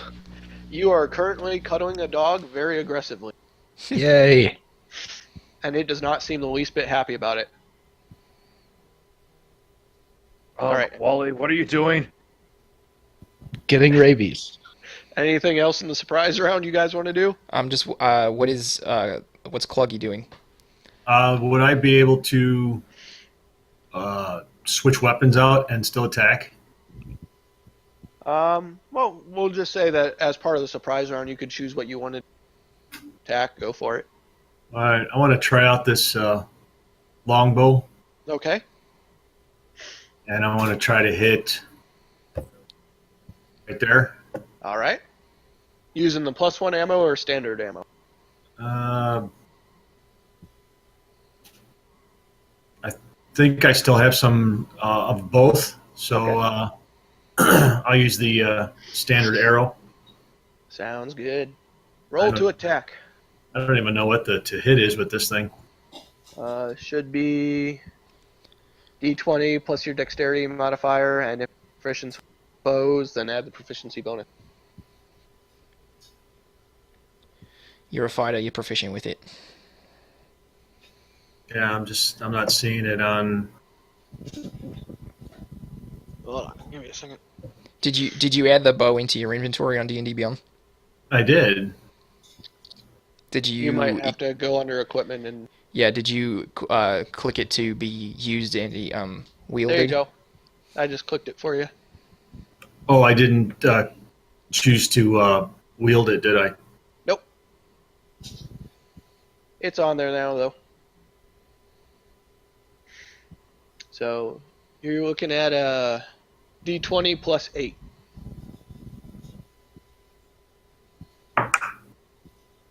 Wow. 15? You shoot an arrow, and it hits its target. How much damage? That's another good question, seeing as I still can't figure out where all that is. You're looking at a D8 plus 5. 11. Piercing, I would have. Made a dog shish kebab. Did you go digital on me, Dan? Am I the only one using a regular sheet? Yes. Yes, you dinosaur. Yes, you are. How do you do that on one monitor and have everything that you can see? Tabs, my friend. Tabs. Tabs. And I'm not talking about the old pop that you used to drink, too. I'm talking about computer tabs. All right. Anybody else want to do anything in this surprise round? You're down 3 dogs. Yeah, I'll you unleash my ice knife then, I guess. Okay. At this dog here. Okay. So that is going to be to hit an 18. That'll hit. Alright, just got to double check here. Takes 1d10 piercing damage. And then the shot explodes. So that's 2 piercing damage. All right. It's not dead. And then it and the one next to it must make dexterity saving throws. Okay. Wow. I rolled 2 3s. Alright. So So it's 5 2d6 total. cold damage, 10 cold damage to each of them. All right. And then I guess. And now that all that's left is the cuddled puppy. I don't want to accidentally hit Wally, so I let my cantrip expire. Okay. So that ends the surprise round. We're at the top with Kaziri. So I'll recharge an Eldritch Blast as soon as Wally gets any amount of separation from the last dog. I will unleash the volley. Okay. Betting, you're up. If Wally seems to be in trouble, I'll cast a firebolt, but otherwise I'm not going to do anything. All right, Wally. I'm gonna hold him a little tighter and whisper that I won't let them hurt you. Make a strength check for me. 11. That being said, the dog breaks free. No. So that was one of your attacks to try and hold the grapple. What do you want to do now?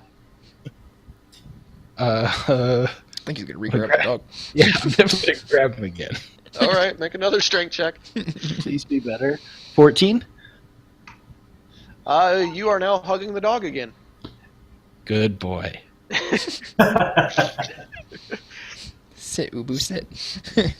Anything else you want to do? Nope. All right, he's going to attempt to break the grapple because it's his turn now. Just make a strength check for me again.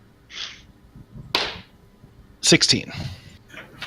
All right, you're holding a grip on this dog, and that was his action to try and break free. So, Cloggy's up.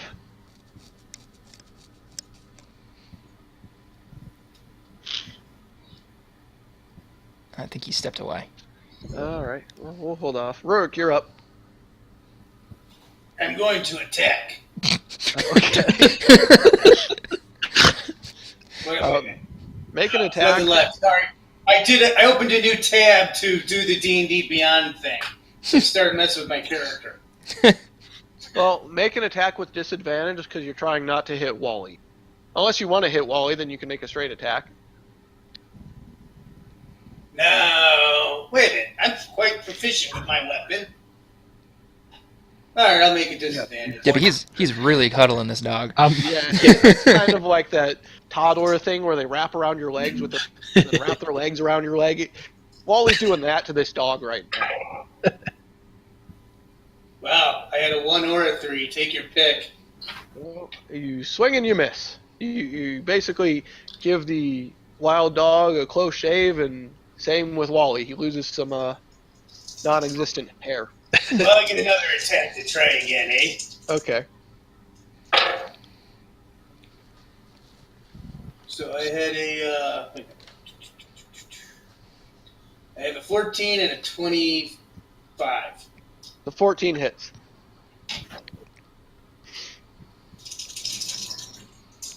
Poor Wally. 15. All right. Now there is Wally cuddling a dead dog. Oh, Gross. Lenny. But much that's is where it- we're going to leave it off. Just for my mental image, GM, how much does this look like when the final scene with the German Shepherd in I Am Legend? Very much so like that, you know. Wally's on the verge of breaking down into tears and just losing his shit while cuddling this prized animal. Brooke, you bastard. Okay, have fun. All right, but we'll call it a day. All right. So, there we go. You guys made it.